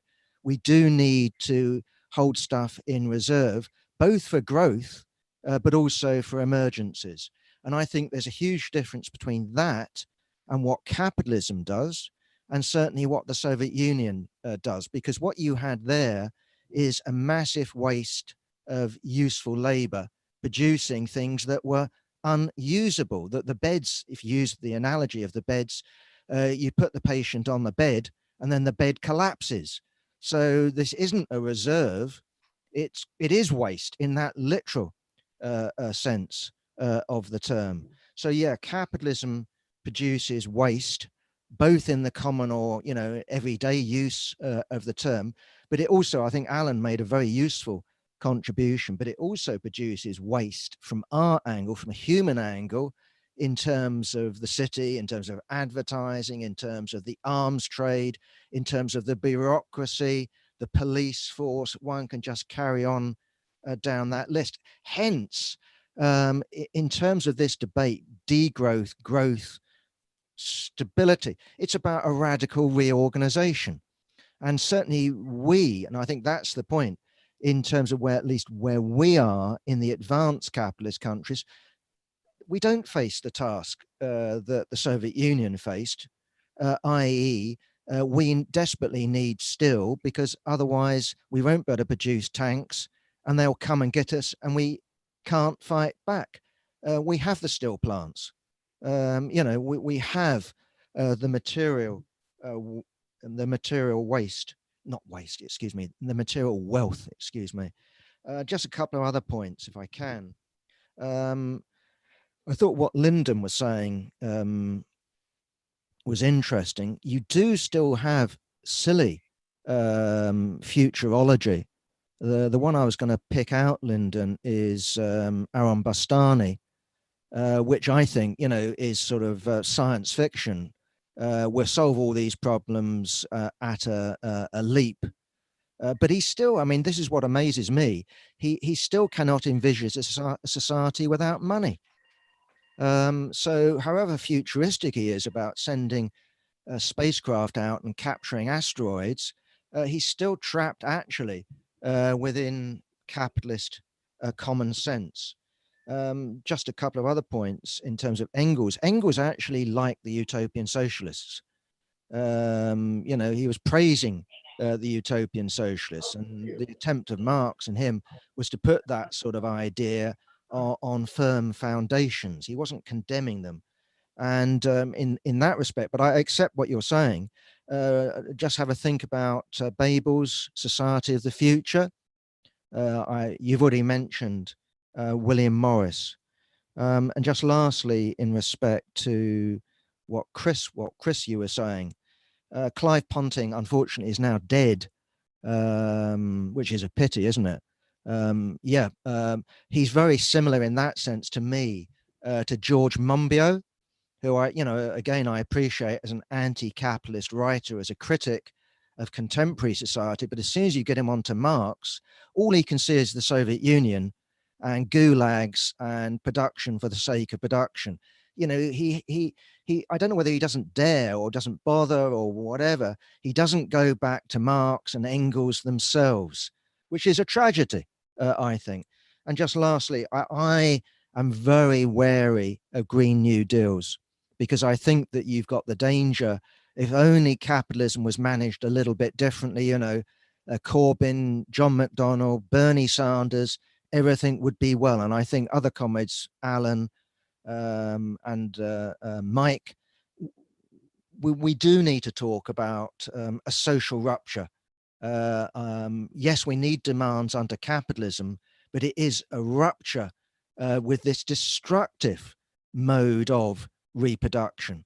That's what capitalism is. And I think it's an ever more destructive mode of reproduction. And I don't think tinkering with it is going to stop that.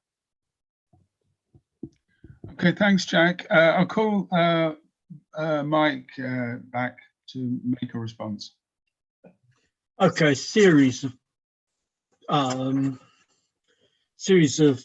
short points. Moshe, what is the growth which we're concerned with? Why I did the stuff about GDP and efficiency and so on and so forth was to demonstrate that what we're actually concerned with in the growth which we should be concerned with, at least, is capitalist growth, which is growth in monetary transactions, which is what's measured by GDP. And that's what, when people say, essentially, you can't have employment, etc., without growth, what they mean is proposition one, you can't have ex ante planning in natura. And since you can't have ex ante planning in natura, you have to have money. In order to have money, you have to have security of property rights and creditors' rights. And that means that the only way in which you can make people better off is to have GDP growth. And that's what unpacking those arguments which run from Mandeville through Smith, through Pareto and Kaldor-Hicks, but are actually still there. In fact, in as I said, Lee Phillips, I think I don't know what his actual politics are, but his arguments are social democratic arguments. And that, I think, is also true of the Green New Deal arguments, that in essence, it's within the framework of we can't do planning. Because we can't do planning, therefore we have to do Keynesianism.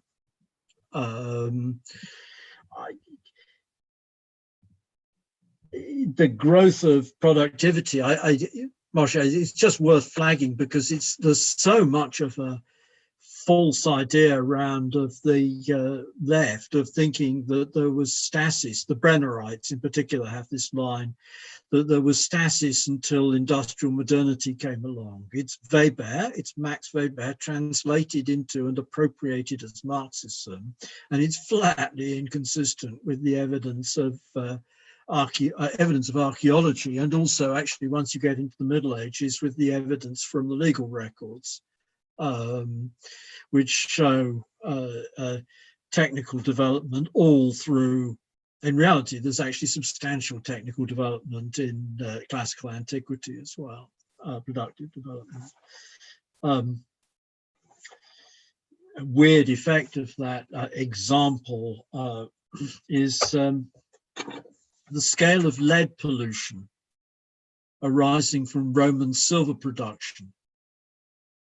Is so great that you can see the large spike in lead pollution in Greenland ice cores, not because the Romans are immediately polluting Greenland, but because they're polluting the atmosphere to such an extent that it shows in a lead spike in Greenland in order to produce silver.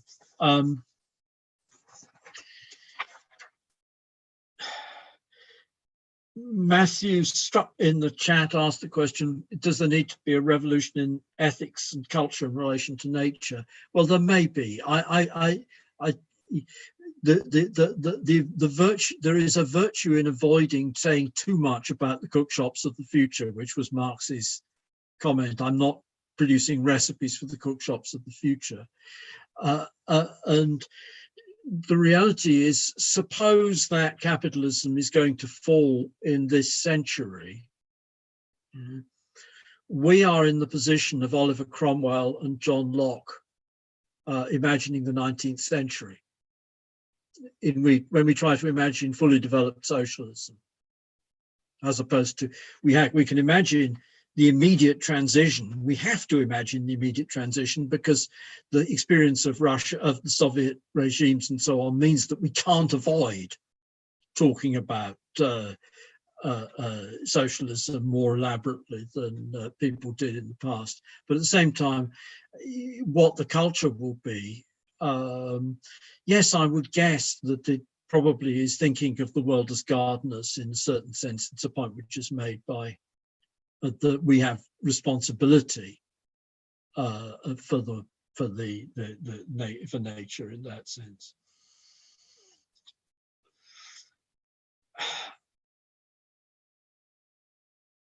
Jara helpfully referred to Lorenzo Fioramonti on GDP. This is the same point which I'm making here, but it's worth, that's worth flagging up.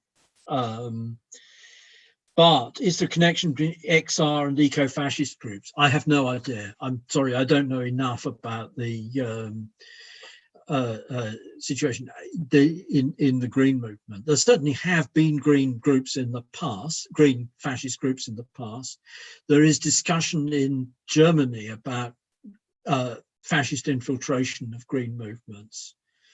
There is a book by a conservative historian, Anna Bramwell, Hitler's Green Party, which is about the blood and soil, and in fact actually makes clear the link between Heidegger and Nazism is not just that Heidegger happened to be a Nazi. This is about Heidegger was a nature worshipper who was part of that blood and soil and forest movement, and his philosophy is about that. There's a tradition, I should say this personally, my grandparents, after the First World War, my grandfather was invalided out of the army, having been gassed and recovered, but damaged his lungs, and was told to go and live in the countryside. And they went and lived in West Wales and had a small holding, and they kept, they tried keeping sheep to mow the lawn, but that they tended to get out and eat the vegetables.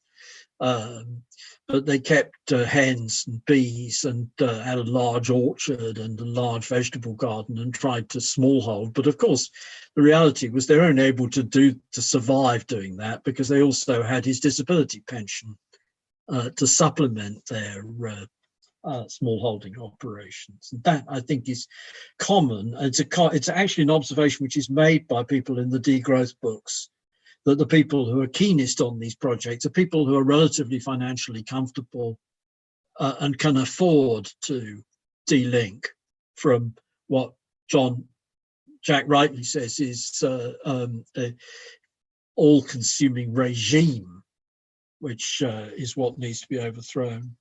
Lyndon, why does it come to prominence? That relates to this point about that this is a trend which has been there for ages, but it's also the case, I'm sorry, Gortz was a Euro-communist. Yeah? This is a version of, or part of it, the leftish version of it is a version of the arguments for downgrading class, which were founded on the 7th Congress of the Comintern and the People's Front. But then when you take that together with the all the stuff about embourgeoisement, which was produced by bourgeois sociologists in the 1950s, and defending the People's Front conception against the attacks of Trotskyists in the 1960s and 1970s, a lot of people in the communist movement deepened from the first point was that the working class had to subordinate itself to liberal allies. The second point was actually the working class got nothing to do with it. It's all about something other than that. Yeah. And then what we get, of course, is Green Party. I know the Green Party, when they had a chance of being in coalition with somebody in Oxfordshire County Council, chose to be in coalition with the Tories. The Green Party in Brighton screws over the bin men, and so on and so on. But should we be doing, I tried to write the piece which I've linked to on socialism, socialism will not require industrialization, is I think the third or fourth piece of a series which was about the maximum program and why we need to talk about the maximum program. And that's part of the problem with transitional programism, is that people don't talk about the bloody maximum program and don't write. I'm a lousy writer from the point of view of writing inspiring stuff, but it's the Babel and William Morris and so on and so forth. These are people writing inspiring stuff about the maximum program on the assumption that there is also a minimum program, and you can find it in a whole load of other. At the end of the day, actually, the people who are going to do the most useful work on it are going to be literary writers. They're going to be, in essence, science fiction writers. You've got interesting ideas from Le Guin, who was an anarchist, but equally from, and a degrowther for that matter, but equally from Ken MacLeod, has written science fiction which poses issues. There are people who've written science fiction of one sort or another which poses the image of the possibilities of the image of the socialist future.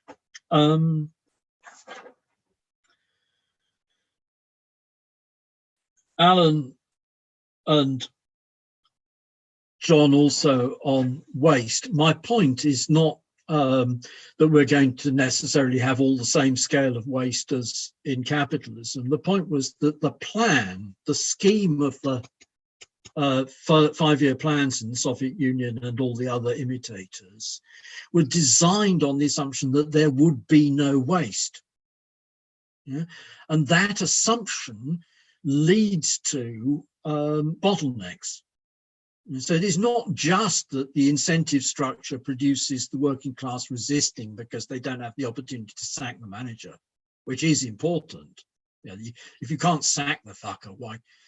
How can you? The hell can you say this belongs to you?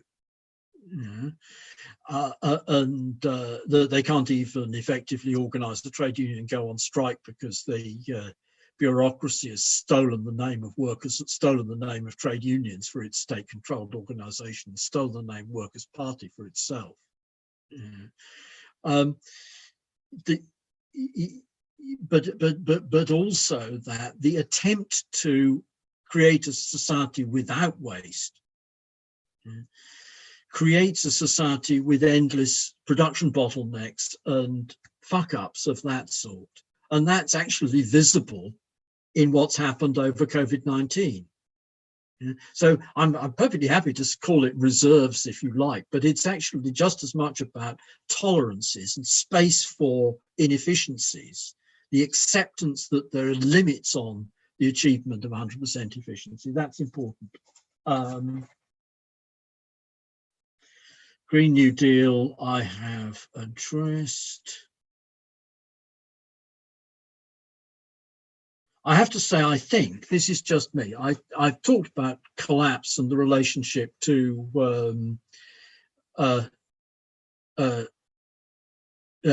global warming and the collapses of, I actually think that collapse, if we have collapse, it's not going to take the form of, it's not probably going to take the form of runaway global warming, but nuclear winter. Because the present situation is that the United States is more and more and more aggressive. Its aggression is more and more directed against people who actually have the ability to shoot back with nuclear weapons, particularly the Russians and the Chinese. And that if the Americans actually succeed in bringing down the Chinese regime into state failure and the sort of chaos which existed before before 1948, then actually it seems to me that a lot of people, perhaps even the French, would be forced to the conclusion that the only moral thing to do is to destroy the United States and destroy the suicide bomb the United States with nuclear weapons. And it would, arguably, if the United States is going to wreck every country after country after country, then the moral thing to do would be mutual suicide through mutually assured destruction.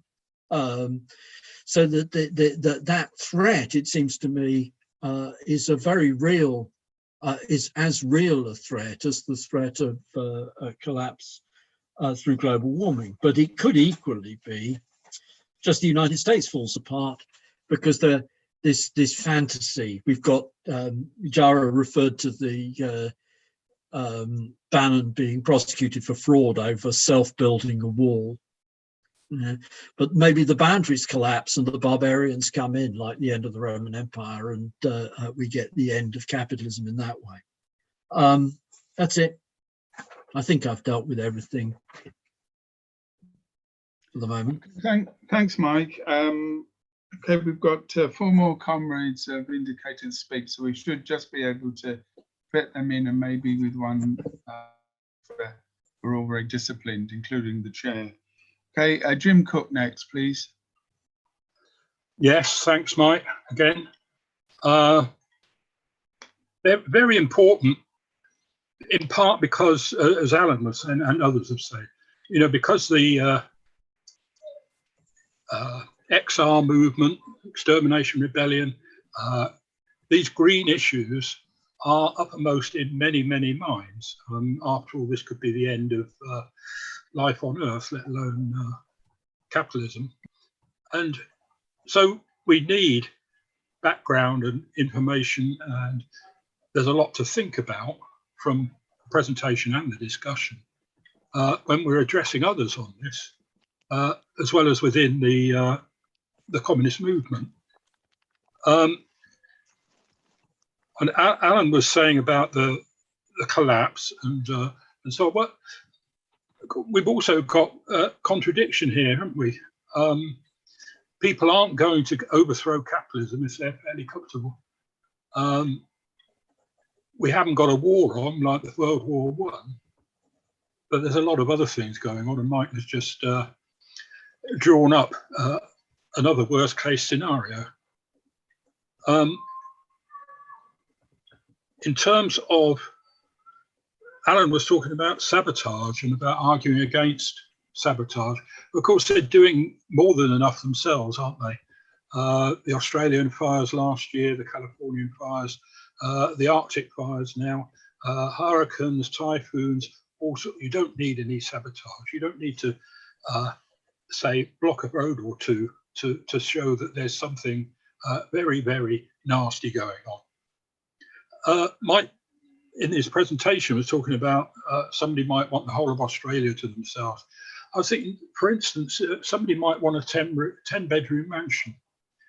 And of course, we could say, OK, you find the spot, get the agreement of the neighbours, get yourself a shovel and some bricks, and maybe get a couple of people to give you a hand and build yourself a 10-bedroom mansion. Of course, you'll have to clean it yourself, unless again you get some volunteers.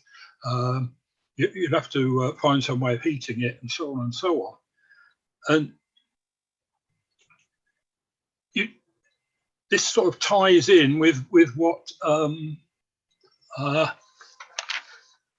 Camilla Powell was talking about yesterday, about egalitarianism. You know, that people naturally are perfectly happy to live side by side with other people and not insist on, or not accepting the insistence that somebody else is going to have not one 10-bedroom mansion, but 4 or 5 around the world. Also, on that question of Camilla talking yesterday, I mean, coincidentally, the long read in The Guardian today is the horrific story, the crime, the tragic story of garment workers in Lesotho and the sexual depredations on them, the poverty and so on. She was talking about women defending themselves, and of course these are in an impossible situation. We've got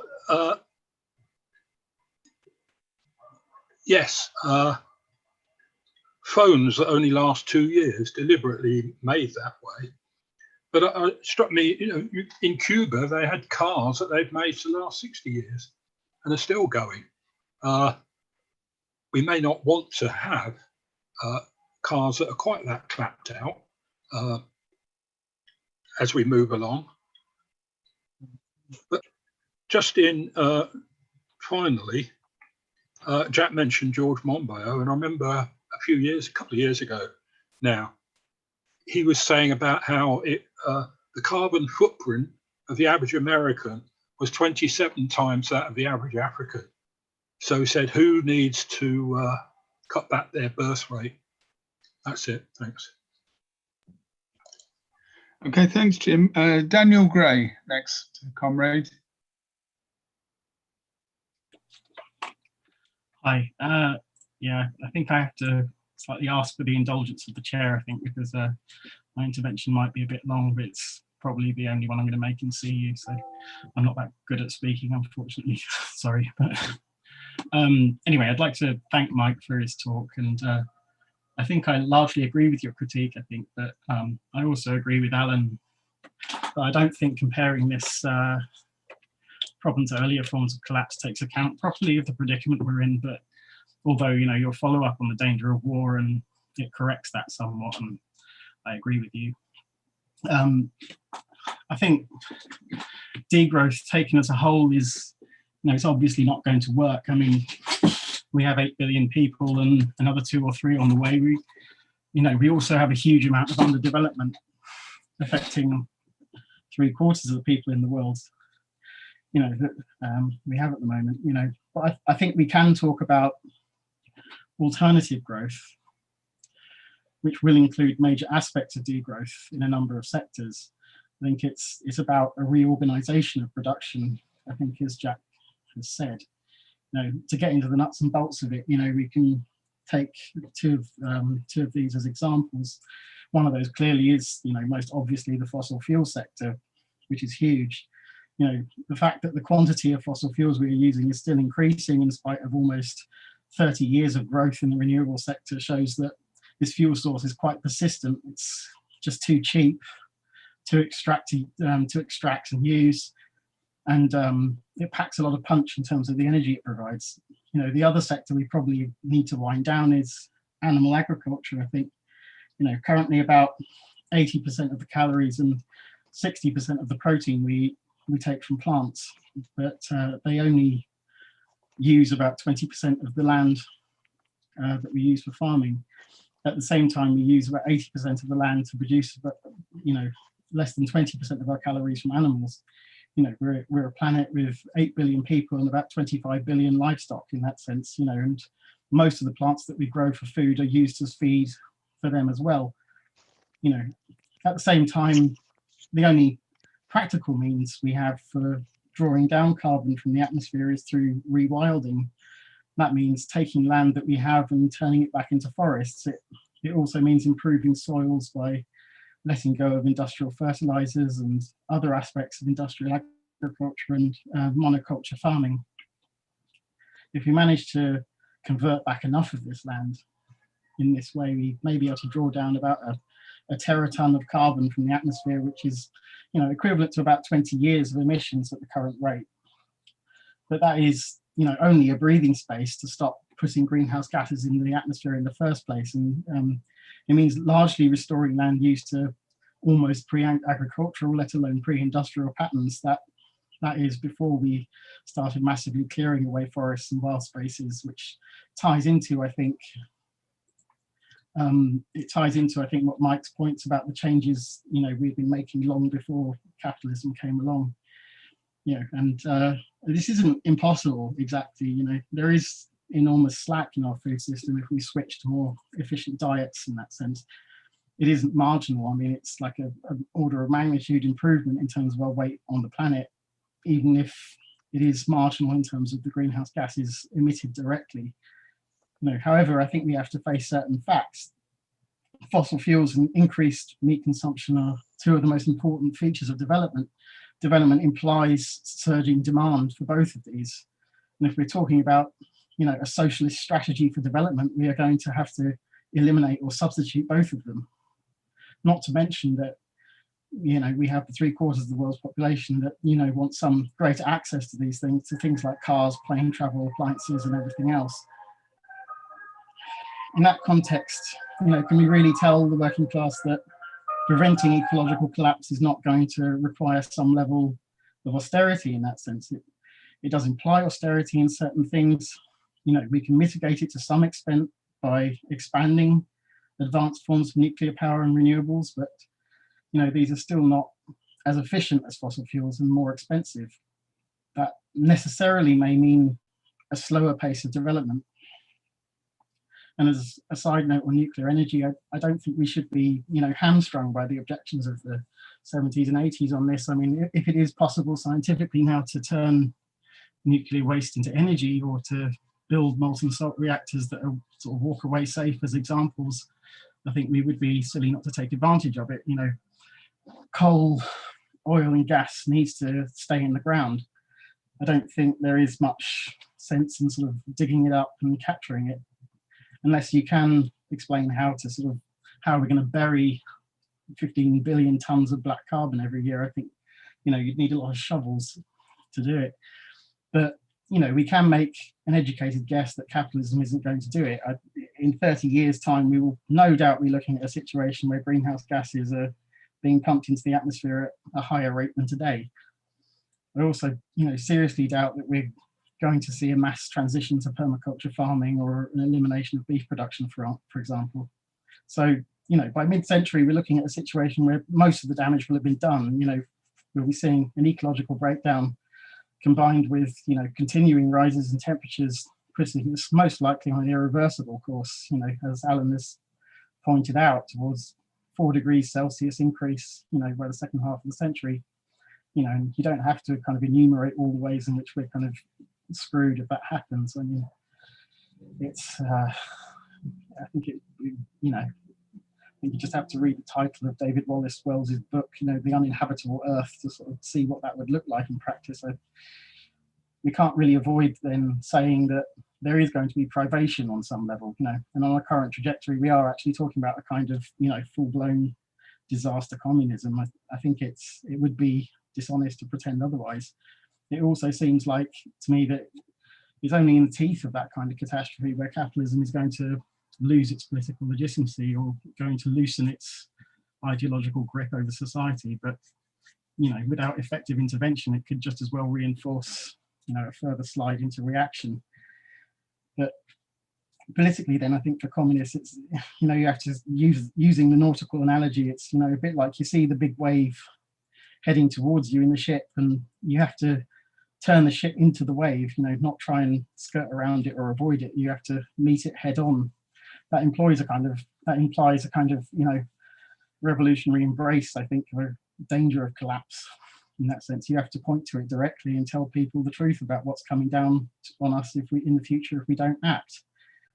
You know, but this in itself isn't anything new for communists. You know, we've always known ultimately the capitalist alternative to socialism is a kind of, you know, continued destruction through war, imperialism, exploitation, and ecological breakdown. It's, you know, it's just another thing that we add to the list. It's not like we don't see the nature of an anatomy of capitalism's destructiveness in that sense. The only difference is it is measurable and therefore more direct, more concrete. There's a clock attached to it in that sense, you know. So, I mean, I'd leave you on that positive note, but I mean, if we aren't cutting through politically, it is, I think, partly because of a lack of clarity about the danger that we're in this context. I find myself being sort of less motivated by the positive vision of communist society, although I support that vision, of course, because, you know, I don't think there is a realistic prospect of solving any of this without working class power and a rational system of production. But I'm more concerned by the danger of what will happen if we don't get there. You know, so sorry, thanks. Okay, thanks, Daniel. Yasmin Mather. Okay, just a few unrelated kind of mixed points. First of all, on the advances in terms of the chip, one of the main problems is actually nothing to do with just the Microsoft versus the hardware. One of the main issues is the fact that there has been this unbelievable competition to make things go faster. Now, the computer chip to go faster. It's understandable for high performance for calculations. Human interaction with computers has its own limit. Our brain's interaction with computers has its own limits. And yet the industry has gone for faster and faster chip, even when it comes to your personal laptop. It really isn't necessary, except for video games, but even that isn't really necessary. The problem with that is that it creates increased heat in all the new forms that it has created. In order to reduce the heat, then there is air conditioning within the computer or in the areas where the computer is to combat it. So we are generating unnecessary heat, then cooling it down unnecessarily. And this cycle goes on, except for very expensive quantum computers, which will probably be the future. In terms of the nuclear industry, I think we have to be very careful when we advocate such things. First of all, it will not be available for the third world. It's very expensive to make nuclear plants, and it's even more expensive to maintain them. And under capitalism, and especially in countries such as Israel, I'm going to single out Israel, where nuclear plants have had terrible accidents records and then hidden under the names that it was a textile plant, then the dangers are for generations to come. We don't still know for sure exactly what happened in Seascale or exactly what happened in Chernobyl. And that's a very serious matter. There are people dying in Seascale as a result of the fires that took place in that nuclear plant, I think 45 years ago, 40 years ago. And there isn't, I've looked at the papers, I've looked at what scientists are saying on this. There is no definite answer as to which bit created that disaster. So disasters that nuclear industry create are nothing like a fire in a petrochemical company or plant, fire in a refinery, fire in anything else. So I think before people jump on the bandwagon of nuclear, they should read some of the scientific papers that nuclear engineers, nuclear scientists have written about the nuclear industry. Regarding Paul Cockshott, and his central planning with computers. I think the book has very important points, and but also the whole argument that, I mean, it's not in the 1999 book, he's developed it further in articles and so on. But there is a fundamental problem here, and that is the assumption that planning will then work well once you have more powerful computers. Well, the Soviet Union towards the end did have computers. It was the problem with that kind of planning that apparently will be resolved completely because we can modulate, we can model correctly and stimulate correctly, is the data you put in. So it's not that a socialist planning system will inevitably find the solutions to all these problems. The problem the Soviets had was that they were planning for 5 years. They put some data into mathematical models. For that, they got answers. By the time the plan was starting, the data they had put in was out of date. And therefore, the plan they were creating was irrelevant. If you like, garbage in, garbage out. Now, there is, of course, the possibility to dynamically simulate variables and create a plan which will have, if you like, 5, 6 different scenarios and constantly change the variables of these entries in this data that will determine what will happen to the final plan. But unless the data you're putting in is accurate rather than party propaganda, socialist propaganda, whatever, you're going to get garbage out of it. And I don't think they address this, but that's because they have a very state-orientated, I don't want to use Stalinist, but yeah, state-orientated look at what socialism would be like. Sorry, I don't want to take too much time. That's me thinking. Okay, thank you, Yasmin. And then the last comrade is Levi Baruch. Yes, do you hear me? Yes, yeah, I can hear you, yeah. Nice, yes. I don't have to add much as an advanced question as most of my previous comrades had, so I'll keep it a bit concise. A lot of people have mentioned that we are producing too much products, we're consuming too much products. The products we are consuming are flimsy and they break fast, but I wondered, how can we communicate these facts of life to the working class without coming across as moralistic pricks who just want people to stop having their fancy stuff and just consume less and be hermits, which is the take most of the leftist liberals take, especially in the Netherlands. Thank you for your time. Thank you, Levi. I'll call Mike now to sum up.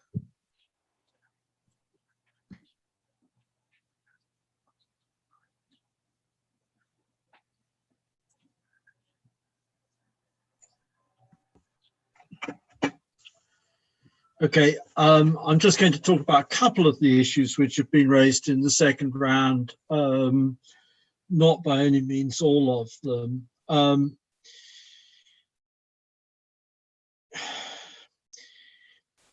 I want to be cautious about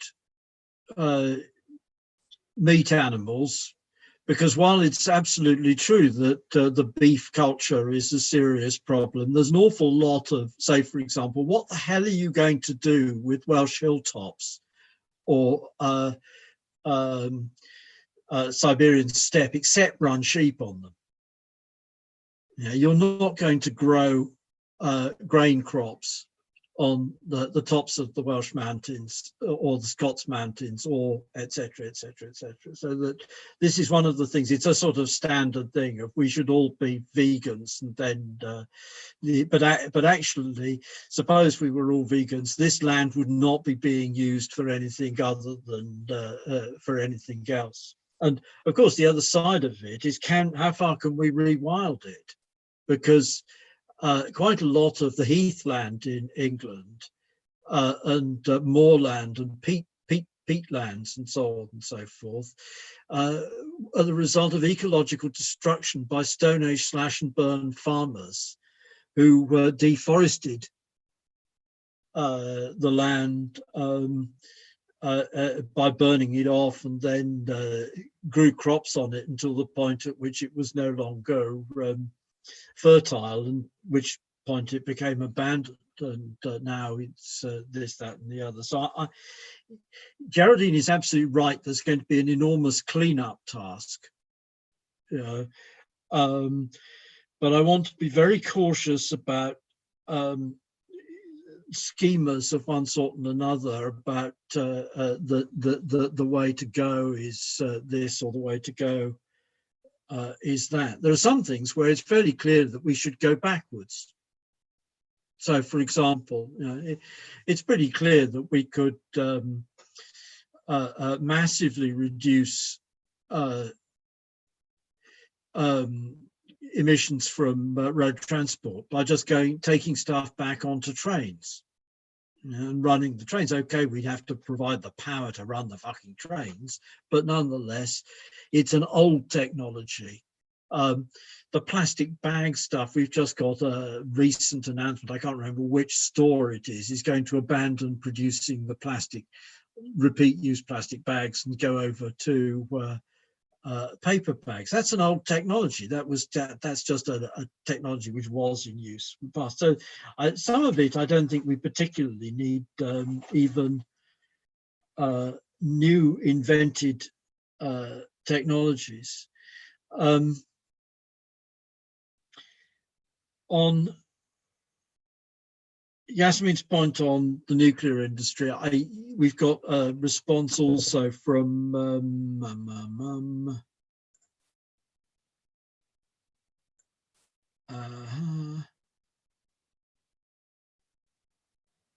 Alan on fourth generation thorium, but I'm not going to argue it one way or another. I think it's tough. Again, we have to actually extract ourselves from the world in which the decision about nuclear industries is made with a view to weapons potential, which is certainly what was the basis of the decisions about nuclear industries in the UK. And thinking, and that means that we have to extract ourselves from a world which is governed by secrets, commercial secrets, state secrets, privacy, etc., etc., etc., because we can't actually make the decisions without access to the information. And that again, yes, that also fits with Geraldine's point about education. The problem, of course, is that the capitalist class is campaigning to degrade education. We've got this yet again, the Daily Mail whinging about why do so many kids want to go to university? They ought to be going and doing apprenticeships and stuff like that. But since capitalist classes needs to degrade education, we need to develop workers' education. But in order to develop workers, this is the catch-22. All of these damn tasks, which we could be developing if we had a party, even a party of the size of the old Communist Party, which did do important work on workers' education, with all our little fragments, we can't bloody do. And we have the difficulty of just knowing enough. And the same goes. The cockshot point, Yasmin, also I agree. I'm not saying that I've cited this cockshot thing not because this is the solution. It's just the technical objection to the possibility of planning goods in natura without using money was that the complications are impossibly too complex. And the objection to that is, hey, it's with the new machine, with the current generation of machines, it doesn't take, you can run the fucking thing on a PC. You have the computing power, you have more computing power on your desk than the Gosplan had at the center, in much more computing power on your desk than Gosplan had at the center in 1960. From that point of view, the tech advances, it's not that I'm not saying in relation to tech advances that the tech advances are in themselves a problem. On the contrary, actually, the tech advances are an advance. The question is that the way in which it's articulated is such a way that you constantly have to keep replacing the hardware, and that's the same phenomenon as the new car phenomenon, which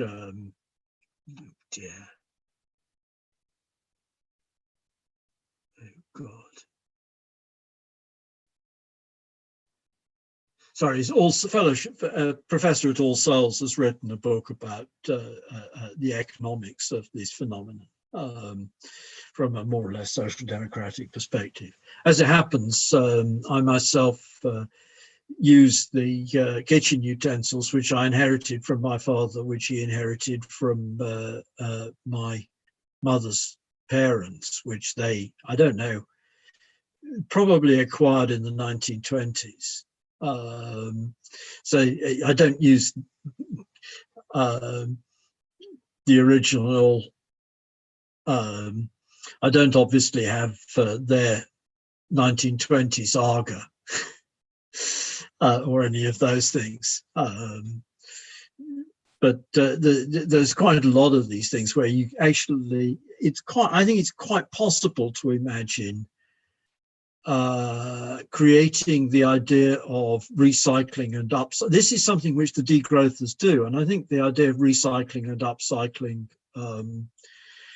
and that sort of, certainly that sort of level of stuff is one which we can legitimately and perfectly well promote. I'm not saying absolute no to everything that the degrowthers do from that point of view. I don't think that it involves us offering to sell ourselves as killjoys and Puritans if we say, hey, there's aesthetic value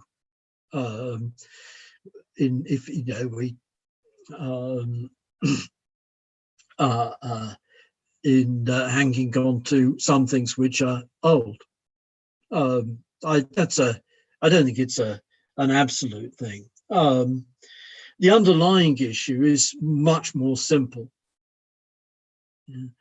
Here are these problems. These are very serious, extremely serious problems.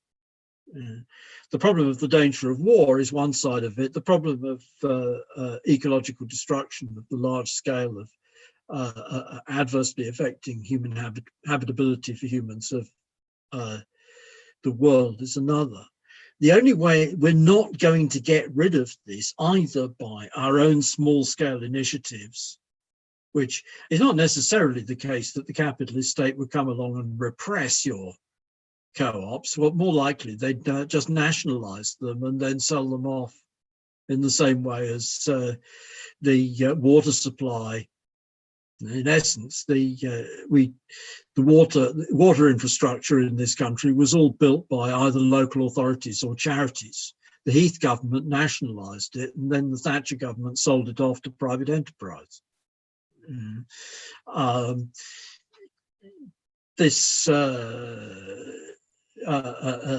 Quite a lot of the NHS was cooperative and trade union provision, which the Labour government of 1945 nationalised.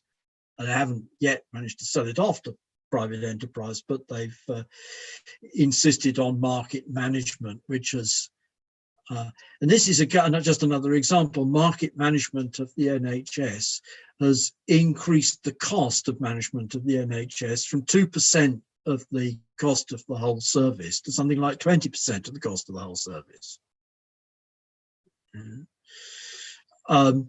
So planning, what the issue which is posed in relation to all this stuff is we need planning. We need planning ex ante, planning in advance.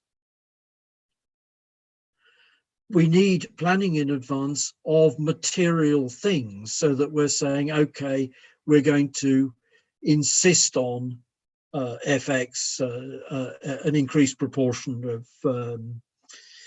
renewable energy. We're going to insist on rails and trams and stuff like that, and cut the number of cars which are allowed into city centres. We're going to insist, and so on and so forth. We're going to have a whole load of decisions which we have to make, collectively. And in order to make, the point is, in order to make those decisions collectively, there are two elements required. One of which is we have to overcome managerialism within the workers' movement.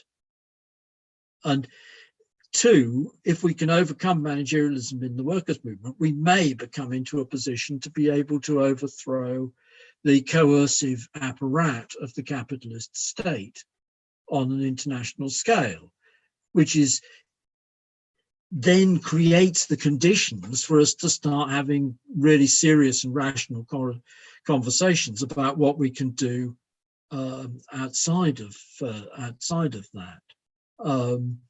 That's, as I say, this is not counterposed to people doing cooperative initiatives of one sort and another, which were part of the socialist movement all through the 19th century and into the 20th and so on. It's that in order to do that stuff and it not merely be for the privileged few to do something about that, you need the political defense alongside it. You need your party which is saying not one man, not one penny for this system, your party which is saying this constitution is fucked, in order to undermine the legitimacy of the efforts of the capitalist class to exercise control. So I'm sorry, I've overrun. I'll wind it up there. Okay, thank you, Mike, and thanks to all the comrades who came in. I thought it was a very good discussion again, lots of very interesting points. So, overrunning, I think, was justified. Okay, well, we'll be finishing now. Before we do, just a reminder that tomorrow morning's session at 10 o'clock is Chris Knight speaking on Did Matriarchy Ever Exist? I don't know if any of the other hosts or comrades have got any immediate announcements at all, but if not, I will conclude the session and see you all tomorrow.